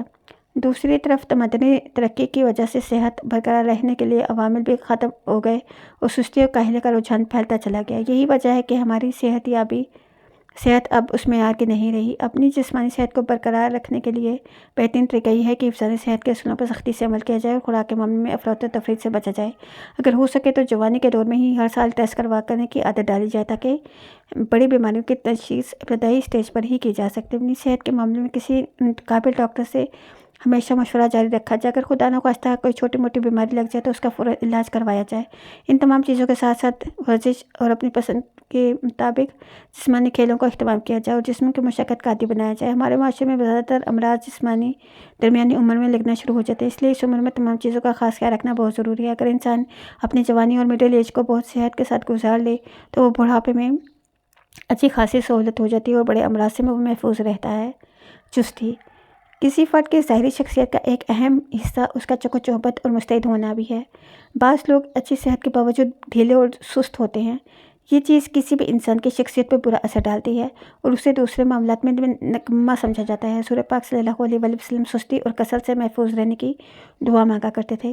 اگر آپ کی سیرت طیبہ کا مطالعہ کیا جائے تو یہ معلوم ہوتا ہے کہ آپ کی پوری زندگی نہایت مستعدی کے ساتھ اپنے فرائض انجام دینے میں گزری اور وفات سے چند دن پہلے ہی کی بیماری کے علاوہ آپ کو کبھی کوئی بڑی بیماری لاحق نہیں ہوئی۔ خود میں چستی پیدا کرنے کا طریقہ یہ ہے کہ روزانہ ورزش کی جائے اور اپنے ذوق اور سہولت کے مطابق جسمانی کھیلوں میں حصہ لیا جائے۔ ہمارے یہاں بڑے شہروں میں کھیلوں کی سہولیت بہت کم ہے۔ اگر معاشرتی سطح پر ڈیمانڈ موجود ہو تو سرکاری اور پرائیویٹ سہولیت میں اضافہ ہو سکتا ہے۔ ایثار انسان کی اعلیٰ ترین صفات میں ہے۔ اپنی ضروریات کو چھوڑ کے دوسروں کی ضرورت پوری کرنا کسی اعلیٰ ترین جذبے کے تحت ہی ممکن ہے۔ اگر آپ خود میں یہ صفات پیدا کر سکیں تو یہ اللہ تعالیٰ کی ایک بہت بڑی نعمت ہوگا۔ اگر ہم اپنے ارد گرد نظر دوڑائیں تو ہمیں ایسے بہت سے لوگ ملیں گے جن میں یہ جذبہ کوٹ کوٹ کر بھرا ہوگا۔ آپ نے یقیناً دیکھا ہوگا کہ ایسے لوگوں کے معاشرے اور خاندان میں انتہا درجے کی عزت کی جاتی ہے۔ آپ صلی اللہ علیہ وآلہ وسلم آپ کے صحابہ میں یہ جذبہ اس قدر کوٹ کوٹ کر بھرا ہوتا تھا کہ خالی پیٹ ہونے کے باوجود اپنے دوسرے بھائیوں کو کھانا کھلانا ان کا عام معمول تھا۔ قرآن مجید میں اللہ تعالیٰ نے اپنی راہ میں اپنی عزیز ترین چیزوں کو قربان کرنے کی تلقین کی ہے۔ تم اس وقت تک نیکی کو نہیں پا سکتے جب تک اللہ تعالیٰ کی راہ میں اپنی اس چیز کو خرچ نہ کرو جو تمہیں سب سے زیادہ محبوب ہو۔ خود میں اثار کا جذبہ پیدا کرنے کا طریقہ یہ ہے کہ انسان غور کرے کہ دنیا میں کتنے لوگ دوسروں کے لیے اثار کرتے ہیں۔ آپ صلی اللہ علیہ وآلہ وسلم اور صحابہ اثار کے واقعات کا مطالعہ اس جذبے کو بڑھاتا ہے۔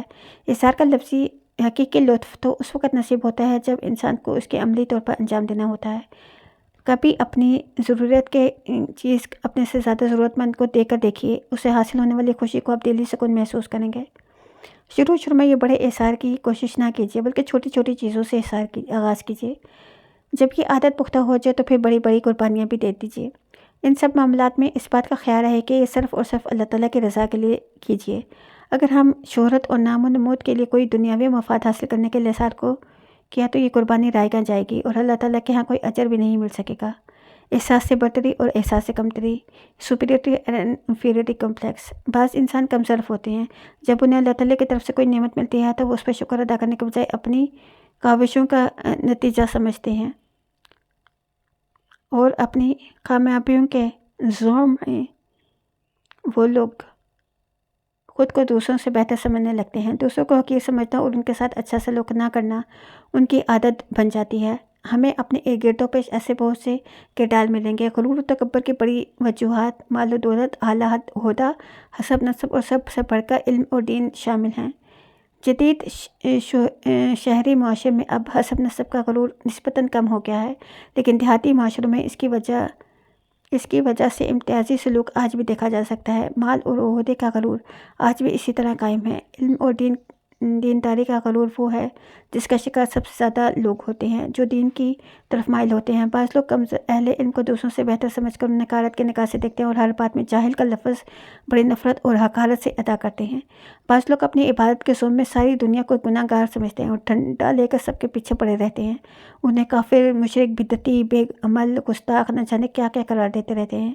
دین اسلام ایسے تمام رویوں کی سختی سے مسترد کرتا ہے اور یہ بتاتا ہے کہ اللہ تعالیٰ تکبر کرنے والوں کو سخت ناپسند کرتا ہے۔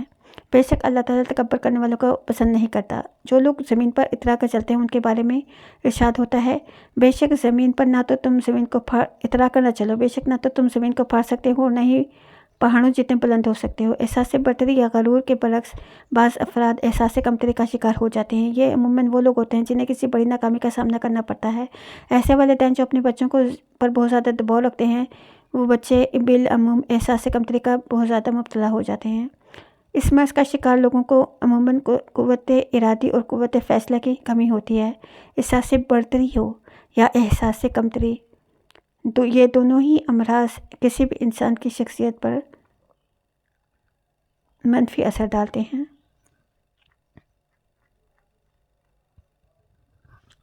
اور اسے پر برا اثر چھوڑتے ہیں۔ ایک متکبر شخص معاشرے میں اپنی عزت اور مقام کھو بیٹھتا ہے۔ اگر کوئی اس کی عزت کرتا بھی ہے تو صرف اس کے سامنے۔ اس کی عدم موجودگی میں عام طور پر لوگ اس کا مذاق اڑاتے ہیں اور پھر اس کی برائیاں کرتے ہیں۔ اسی طرح احساس کمتری کا شکار انسان بھی دوسروں کے ساتھ ملنے جلنے سے گھبراتا ہے اور اپنے ہی خول میں بند ہو کر رہ جاتا ہے۔ دین اسلام ہمیں غرور و تکبر کے مقابلے میں عجز و انکساری اور احساس کمتری کے مقابلے میں عزت نفس کا تصور دیتا ہے۔ عجز و انکسار کا مطلب ہے احساس کمتری نہیں بلکہ اللہ تعالیٰ کے سامنے اپنی کم حیثیت کا اعتراف کرنا ہے۔ ایک عاجز انسان اپنی ہر کامیابی کو اپنی صلاحیتوں کا نتیجہ نہیں بلکہ اپنے رب کا فضل سمجھتا ہے اور اس کے سامنے سر پر سجود ہوتا ہے اور دوسروں کو وہی مقام دیتا ہے جو خود اپنے اسے حاصل ہے۔ دین اسلام ہمیں ایک دوسرے کی عزت کرنے کا حکم دیتا ہے۔ رسول پاک صلی اللہ علیہ وآلہ وسلم نے خطبہ حجۃ الوداع کے موقع پر انسان کی عزت کو ایک حرم کعبہ کی عزت کی طرح محترم بتایا ہے۔ احساس کمتری کے شکار انسان کو سوچنا چاہیے کہ اگر ایک مرتبہ اسے ناکامی کا سامنا کرنا بھی پڑا ہے لیکن زندگی میں اسے بار بار کامیابی بھی تو ملی ہے، کہ جو دنیا میں وہ چل پھر رہا ہے یہ اللہ تعالیٰ کا اس پر فضل نہیں تو اور کیا ہے۔ شیخ سعدی نے کیا خوب درس دیا ہے کہ جس کے پاس جوتے نہ ہوں وہ جوتے پہننے والوں کو نہ دیکھ بلکہ اسے دیکھے جس کے پاس پاؤں ہی نہ ہوں۔ احساس برتری کا علاج تو اس میں مبتلا شخص اگر خود چاہے تو کر سکتا ہے، لیکن احساس کمتری کا شکار افراد کا علاج اس کے دوست اور رشتہ دار بھی کر سکتے ہیں۔ اگر آپ کے نزدیک آپ کے سامنے کوئی شخص اس کا شکار تو اسے حوصلہ دیے اور جینے کی امنگ پیدا کیجیے۔ آپ کی یہ نیکی کبھی ضائع نہیں جائے گی اور ایک انسان کی زندگی سنور جائے گی۔ خوش اخلاقی کریوسٹی، خوش اخلاقی ہی انسان کی وہ صفت ہے جو اسے اپنے معاشرے میں مقبول بناتی ہے۔ ہم یہ بار بار دیکھتے ہیں کہ بد اخلاق شخص کے کوئی قریب جانا بھی پسند نہیں کرتا، اس کی دکان سے کوئی چیز لینا پسند نہیں کرتا، اس کے ماتحت افسران کام کرنا نہیں چاہتے۔ قرآن مجید ہمیں دوسروں سے خوش اسلوبی سے بات کرنے اور اچھا رویہ رکھنے کی تلقین کرتا ہے۔ بات پر بھڑک اٹھنا اور سخت لب و لہجہ اختیار کرنا کسی معاشرے میں اچھا نہیں سمجھا جاتا۔ دعوت دین کے کاموں میں خوش اخلاقی بہت بڑی کی اہمیت ہے، لیکن عجیب بات ہے کہ ہمارے کئی داعیان اسلام اس کا فقدان پایا جاتا ہے۔ جب کسی کو دین کی دعوت دیتے ہیں تو اس کا انداز ایسا ہوتا ہے کہ دوسرا بس فوراً اس کی بات مان جائے ورنہ یہ جہنم میں پہنچا کے دم لیں گے۔ بعض دینی جماعتوں کے کارکنوں کا انداز ایسا ہوتا ہے کہ پلیز یہ کام کر دیجیے، جبکہ ان کے رویے اور انداز ایسے لگتا ہے جیسے کہہ رہے ہوں کہ اگر نہیں کریں گے تو ہم کروانا جانتے ہیں۔ خود میں وقت معاشرے کی خامیوں پر کرتے رہنا اور دوسروں کو دیکھ دیکھ کر جننا کرنا اور چڑچڑے پن اور غصے کو پیدا کرتا ہے۔ اگر کسی کی خامی سامنے آ جائے تو اسے نظر انداز کر کے اس کی خوبیوں پر نظر ڈالیں۔ اس طرح معاشرے کی خامیوں کے ساتھ ساتھ اس کی خوبیوں کو بھی مد نظر رکھنے اور خوشیوں کے مواقع تلاش کیجیے۔ ہر وقت مسکراتے لیجیے، اپنا لہجہ نرم اور دھیما رکھیے اور غصے والے اور بد مزاج لوگوں سے اجتناب کیجیے۔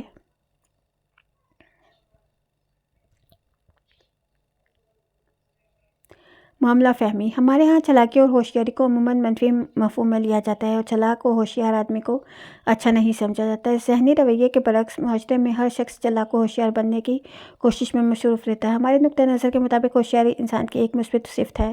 ہوشیاری کا مطلب دھوکے بازی نہیں بلکہ دوسروں کے دھوکے بازی سے ہوشیار رہنا ہے۔ اس کا نام معاملہ فہمی ہے۔ انسان کو دین و دنیا کا اتنا علم ہونا چاہیے کہ ایک طالع آزما اسے بے وقوف نہ بنا سکے۔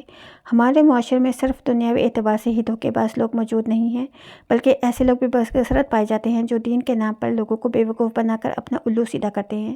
معاملہ فہم انسان میں علم اور تجربے سے آگاہی آتی ہے۔ اسی وجہ سے کہا جاتا ہے کہ تجربے کا کوئی نعم البدن نہیں۔ اگر آپ اپنی ذہانت اور علم اور تجربے میں اضافے کی کوشش کر رہے ہیں تو معاملہ فہمی انشاءاللہ خود بخود ٹھیک ہو جائے گی۔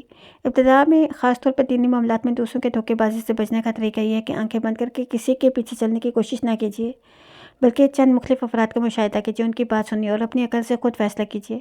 یہ بھی ضرور دیکھیں کہ جو لوگ پہلے سے آپ کو اس راستے پہ چل رہے ہیں وہ کس قسم کے لوگ ہیں، کیا وہ مخلص ہیں، چالاک و ہوشیار لوگ یا پھر محض اندھے تقلید ہے۔ اس معاملے میں اپنے والدین، اساتذہ اور مخلص دوستوں سے مشوروں کو ضرور اہمیت دیجیے۔ اس بات کو مان لیجیے کہ اگر کوئی مذہبی یا سیاسی رہنما آپ کو اپنی شخصیت سے وابستہ کرانا چاہتا ہے تو آپ کو کسی دوسرے کی کتب کو مطالعہ کرنے سے کیوں روکتا ہے؟ آپ کو اختلاف رائے کی اجازت نہ دیتا ہو، وہ آپ سے مخلص نہیں، وہ آپ کو غلام بنا کر رکھنا چاہتا ہے۔ ایسے لوگوں سے اجتناب بہت ضروری ہے۔ آپ کو چاہیے کہ اپنے ذہن کو کھول کر رکھیں اور تنقید کو انداز کو اپنے لیڈروں بھی جائزہ لیتے رہیں تاکہ وہ آپ کو ٹیشو پیپر کی طرح استعمال کر کے نہ پھینک سکیں۔ اس ضمن میں کتاب مسلم دنیا میں ذہنی، فکری اور نفسیاتی غلامی کا مطالعہ بہت مفید رہے گا۔ انتہا پسندی۔ بعض لوگوں میں انتہا پسندانہ سوچ اور رویے پائے جاتے ہیں۔ یہ لوگ ہر معاملے میں غلو کرنے کے عادی ہوتے ہیں۔ یہ غلو اور انتہا پسندی دینی معاملات میں بہت نمایاں ہو کر سامنے آتی ہے۔ اگر دین میں نے کسی کام کا مطالبہ یا پاؤ بھر کیا ہے تو یہ لوگ اسے بڑھا کر شیر کی طرح کوشش کرتے ہیں۔ دینی اور دنیاوی معاملات میں انتہا پسندی کے بہت مسائل پیدا ہو جاتے ہیں اور دوسرے کئی معاملات میں نظر انداز ہو جاتے ہیں۔ اپنی شخصیت کو اس قسم کی سوچ اور رویے سے پاک رکھنے اور اعتدال کے ساتھ اپنے معاملات انجام دیجیے۔ ہمارے معاشرے میں انتہا پسندی کی جو شکلیں پائی جاتی ہیں ان کی فہرست یہاں پیش کی جا رہی ہے تاکہ ہم ان سے محتاط ہوتے اعتدال پسندی کو اختیار کر سکیں۔ عبادات اور دینی کاموں میں اتنا غلو کہ انسان اپنے دنیاوی ذمہ داریوں اور حقوق و لباس کو فراموش کر دے۔ دنیا پرستی میں اتنے منہمک ہو جانا کہ آخرت اور اس کے تقاضے مکمل طور پر فراموش ہو جائیں۔ غیر مسلموں کے ساتھ اچھا سلوک کر کے انہیں اسلام کی طرف مائل کرنے کے بجائے ان کے ساتھ نفرت اور حقارت سے پیش آنا۔ حکومت کے سامنے خواہ مخواہ کی چپلکش اور محاذ آرائی، دہشت گردی اور نہتے لوگوں پر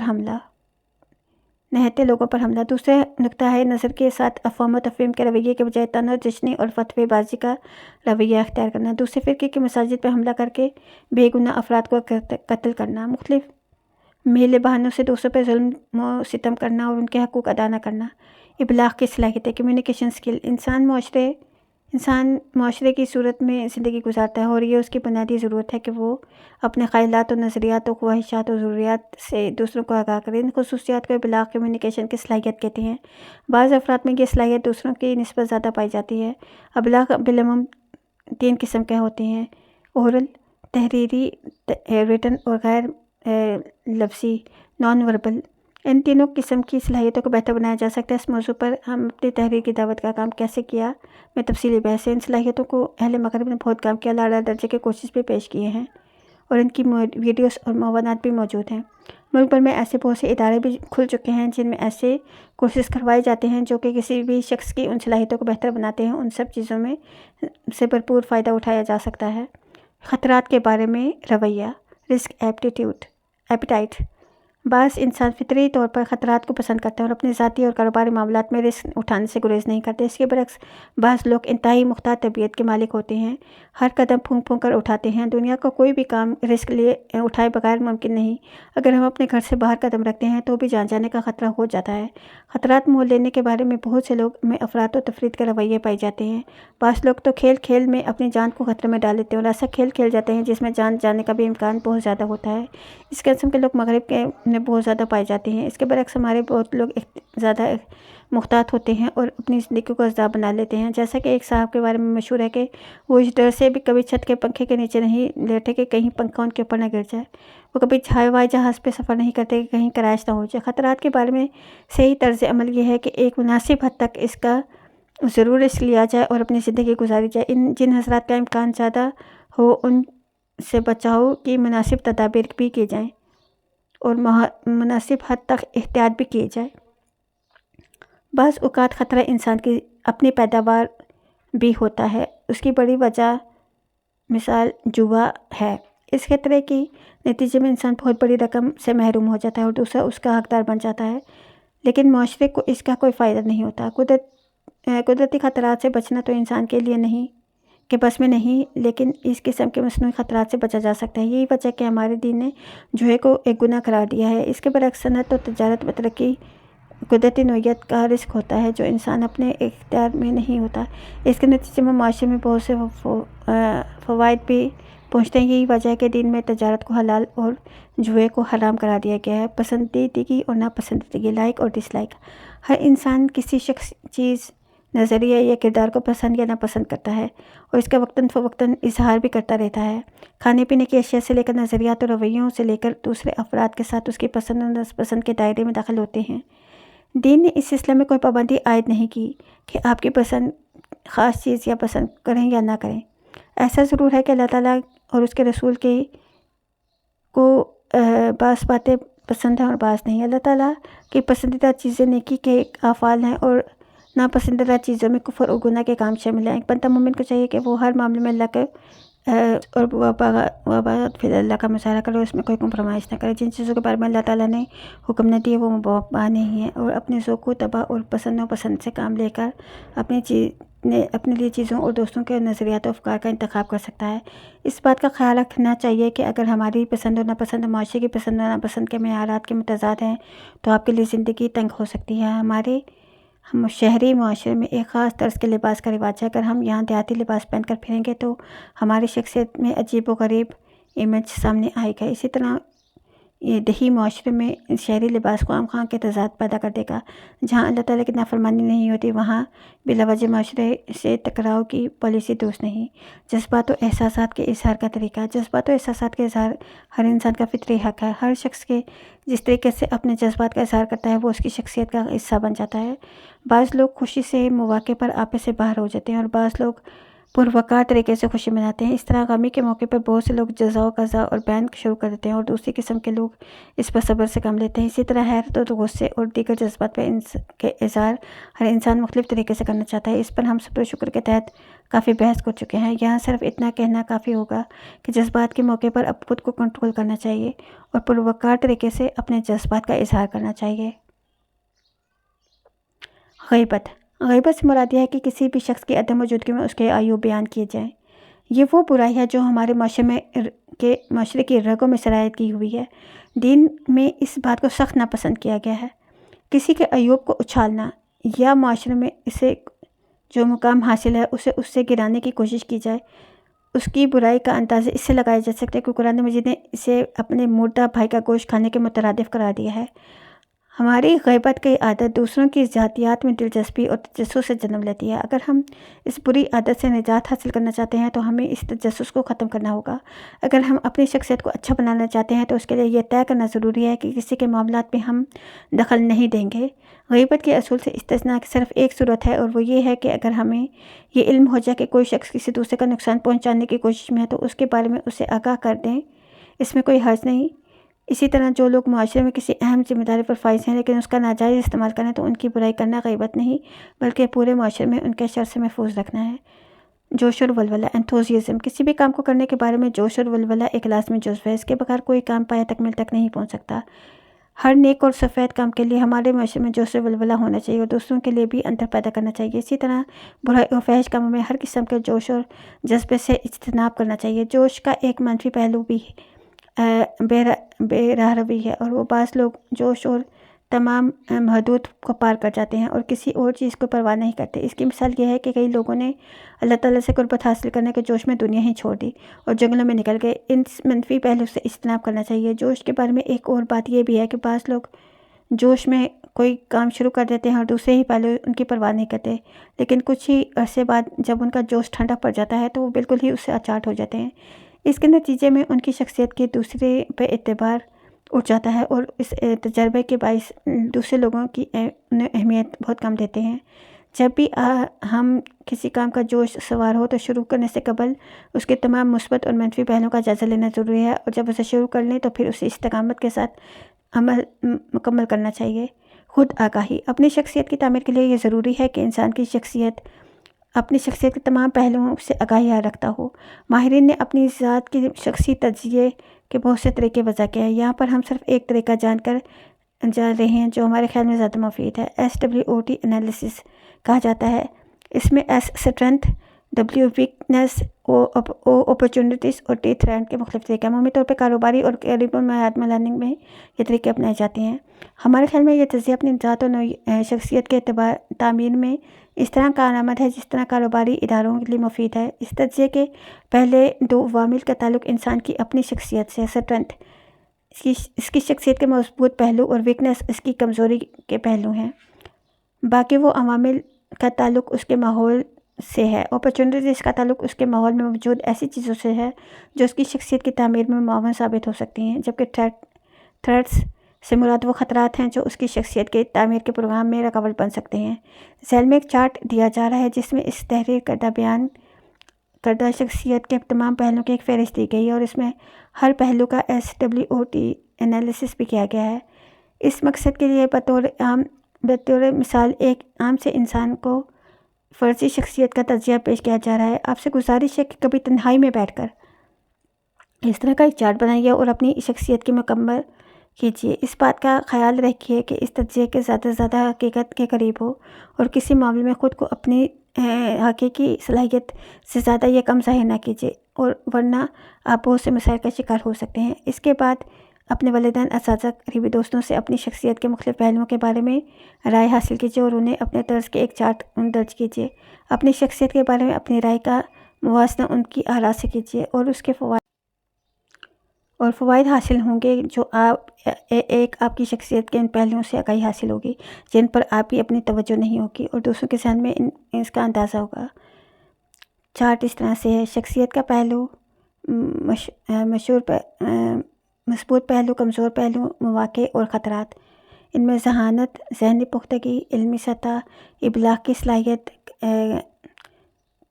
طرز فکر اور مکتبہ فکر، رجحان، تخلیقی صلاحیتیں، احساسی ذمہ داری، قوت خود ارادی، اجتماعی اور شجاعت اور بہادری شامل ہیں۔ مثبت پہلو میں مجھ میں درمیانے درجے کی ذہانت ہے یا کس طرح کی ذہانت ہے، دوسروں کی نسبت زیادہ ہے یا اچھی تقریر کر لیتا ہوں، جو کچھ بھی ہے ان میں تحریر کر لیں۔ کمزوری پہلو میں علم کی کمی ہے یا اچھی تقریر نہیں کر سکتا، کھیلوں کی کم رجحان ہے یا بہت زیادہ ہے، نسبتاً کم ہے یا کم ہے۔ اسی طرح سے مواقع کے بہت سے لوگ ذہن میرے پاس موجود ہیں، لوگوں کی فہرست، نا انصاف پسندی، کامیابی کی لگن، بخل اور سخاوت وغیرہ۔ اسی طرز پر اپنی شخصیت کا مکمل تجزیہ کرنے کے بعد اپنی شخصیت کے مضبوط پہلوؤں کا تفصیلی جائزہ لیجیے اور ان کو مزید بہتر بنانے کی اقدامات سوچیے۔ اسی طرح اپنی خامیوں اور کمزوریوں کا جائزہ لیجیے اور ان کے اسباب جاننے کی کوشش کیجیے۔ اس کے بعد ان کو بہتر بنانے کی کوشش کیجیے۔ اسی ضمن میں والدین، اساتذہ اور مخلص ساتھیوں سے مشورہ جاری رکھیے۔ اپنی شخصیت کو بہتر بنانے کے لیے جو مواقع آپ کو میسر ہیں ان سے بھرپور فائدہ اٹھائیے اور جو خطرات لاحق ہیں ان کا مناسب سدباب کیجیے۔ اس طریقے سے ہم اپنی شخصیت کو بہتر بنا سکتے ہیں۔ اور اسی طرح سے اگر دوسروں کے بارے میں بھی کسی غلط تصور میں مبتلا ہیں تو اس امیج کو بہتر بنانے کے لیے عملی اقدامات کریں۔ مصور کی دیگر تحریروں کے لیے وزٹ کیجیے۔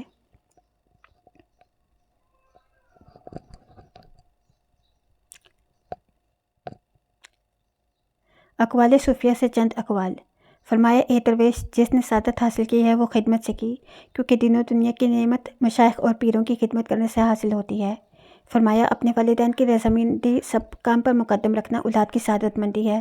فرمایا جو چیز تجھ کو حق تعالیٰ سے غافل کرتے وہ دنیا ہے۔ فرمایا جو چیز بندوں کو آخرت سے باز رکھتی ہے وہ دنیا ہے۔ فرمایا دنیا ایک بیمارستان ہے اور لوگ اس میں دیوانوں کی مانند ہیں، اور دیوانوں کے لیے بیمارستان میں قید و زنجیر ہوتی ہے۔ فرمایا جو چیز بھی تجھ میں حق سے مانع ہو جائے وہی تیرا بت ہے۔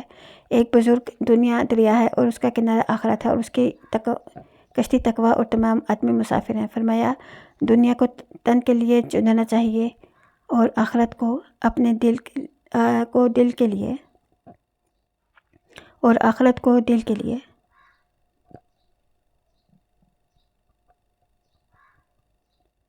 فرمایا دنیا کی محبت زہر قاتل کا اثر رکھتی ہے، بلکہ اس سے بھی زیادہ، کیونکہ زہر سے جان ہلاک ہوتی ہے اور حب دنیا میں ایمان چلا جاتا ہے۔ فرمایا دنیا کی حالت یہ ہے کہ جب چلی جاتی ہے تو آدمی کو حسرت و رنج دے کر جاتی ہے، اور جب آتی ہے تو سب افکار ساتھ لاتی ہے۔ فرمایا اولیاء لوگوں میں سے بعضوں نے جو دنیا قبول کر لیا اس نیت پر کہ غیروں کو فائدہ پہنچائے۔ دنیا مرکز اعمال سے بگڑا دل نیکی نہیں کر سکتا۔ دل ارادہ کے لیے، دماغ تدبیر کے لیے اور ہاتھ عمل کے لیے ہیں۔ بندہ اور حق تعالیٰ کے درمیان حجاب بندے کا اپنا نفس ہے۔ خواہشات نفسانی کی فرمانبرداری کرنا قید خانہ میں رہنا ہے۔ جس شخص کی عزت لوگوں میں زیادہ ہو اسے اپنے نفس کو نظر حقارت سے دیکھنا چاہیے۔ فرمایا انسان کی بری صحبت سے بڑھ کر کوئی بری چیز نہیں۔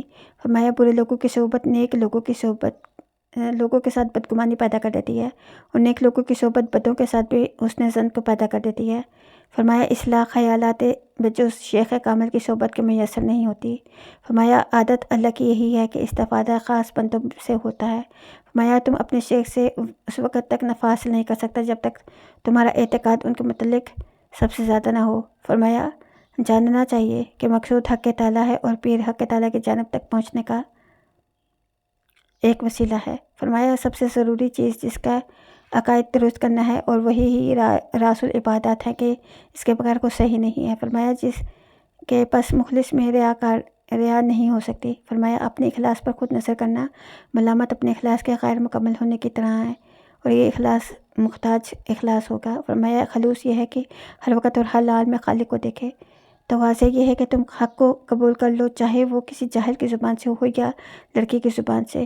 تواضع یہ ہے کہ تو باہر جائے اور جسے بھی دیکھے اسے اپنے سے افضل سمجھے۔ قناعت کا پھل راحت ہے، تواضع کا پھل محبت ہے، اور تکبر کا پھل عداوت ہے۔ کل قیامت کے میزان میں وہی عمل زیادہ بھاری ہوگا جو تجھے آج گہرا معلوم ہوتا ہے۔ عمل کر کے اس کو نہ کیا ہوا خیال کرنا چاہیے، اور اپنی تین قصور وار خیال کر کے عمل اثر نو شروع کرنا چاہیے۔ یہ سب سے بڑی حماقت ہے کہ کام دوزخ کے اور کردار و طمع بہشت کے رکھو۔ جو شخص بے ضرورت کاموں میں مشغول ہوتا ہے وہ ضروری کاموں کو ضائع کر بیٹھتا ہے۔ کثرت کلام حسنات کو اس طرح چوس لیتی ہے جیسے زمین پانی کو جذب کر لیتی ہے۔ وہ عمل جس کے ذریعے بندہ انتہائی مدارج کو پہنچتا ہے وہ اپنے قصور اور عجز و فسق کا استحضار و مشاہدہ ہے۔ تصوف کی حقیقت دل کو مخلوق کے رجوع سے صاف کرنا اور علیحدگی اختیار کرنا ہے۔ تصوف وہ ہے کہ آدمی جو چیز بھی کچھ بھی کرے اسے حق تعالیٰ کی طرف سے جانے اور اللہ تعالیٰ کے ساتھ رجوع رہے کہ سوائے اس کے کسی کو نہ جانے۔ صوفی وہ شخص ہے جو ہمیشہ اپنے حال کو چھپائے اور اپنی تمام کائنات اس کی ولایت کی ناطق ہو۔ جو اول وقت میں فرائض ادا کرے وہی عابد ہے۔ لفظ فقیر میں فے سے مراد فاقہ، کاف سے مراد قناعت، یہ سے مراد یاد الہی اور رے سے مراد ریاضت ہے۔ تمام سعادتوں کا سرمایہ سنت کی تابعداری اور تمام فسادوں کے جڑ شریعت کی مخالفت ہے۔ اتباع سنت کا ہمیشہ خیال رکھے، یہی کمال ہے، یہی مطلب ہے، یہی رضائے خداوندی کا موجب ہے۔ فرمایا رسول اللہ صلی اللہ علیہ وآلہ وسلم کی وراثت کے یہ معنی ہے کہ ہر فعل میں آپ صلی اللہ علیہ وآلہ وسلم کی پیروی کی جائے، نہ کہ کاغذ سیاہ کیے جائیں۔ فرمایا جب نماز کا وقت ہوتا ہے تو ظاہری وضو کرتا ہوں اور باطنی وضو کرتا ہوں۔ ظاہری وضو پانی سے کرتا ہوں، باطنی وضو توبہ سے کرتا ہوں۔ نماز کی اثر روح، خشوع و خضوع ہے۔ نماز میں حضور قلب، نماز میں ادھر اسی قدر لکھے جاتے جس میں حضور قلب ہو۔ نماز بارو وہی ہے جس میں اول سے آخر تک دل حاضر رہے، اور جس نماز میں سوائے پہلی تکبیر کے دل حاضر نہ ہو، اس میں سوائے ایک رمق روح کے زیادہ نہیں ہوتا، اور اس کی مثال اس شخص کی سی ہے جو صرف ایک دم کا مسلمان ہو۔ نماز حقیقی دلوں کے اغیار سے، محل کچال سے پاک کرنے والی اور پوشیدہ اسرار کا دروازہ کھولنے والی ہے۔ نماز سرگوشی کا محل اور محبت و اخلاص کی جگہ ہے۔ درویش اگر 5 وقت کی نماز باجماعت میں مداوت نہ کرے تو اس کا کچھ اعتبار نہ کرو۔ جو کچھ مجھ سے حاصل کرو اس میں سب سے برکت چیز میں نے نماز تہجد سے حاصل ہوا۔ اللہ کا ذکر شریعت کا مددگار ہے، شریعت کے کام کر کے مددگار ہے۔ جب تم وہ گناہ یاد آوے مگر یاد کرنے پر اس کی لذت محسوس نہ ہو، بس یہی توبہ صحیح۔ اہل سلوک کے نزدیک 5 چیزوں میں سے پہلی یہ ہے کہ اپنے ماں باپ کا منہ محبت سے اولاد کو دیکھنا عبادت ہے۔ چنانچہ حدیث رسول صلی اللہ علیہ وآلہ وسلم نے فرمایا کہ جو فرزند اپنے ماں باپ کا منہ اللہ کی دوستی کے لیے دیکھتا ہے، ایک حج مبرور یعنی مقبول اس کے نامہ اعمال میں لکھا جاتا ہے، اور جب فرزند اپنے ماں باپ کے پاؤں پر بوسہ دیتا ہے تو حق تعالیٰ 1000 برس کی عبادت کا سبب اس کے نامہ اعمال میں لکھ دیتا ہے اور اس کو بخش دیتا ہے۔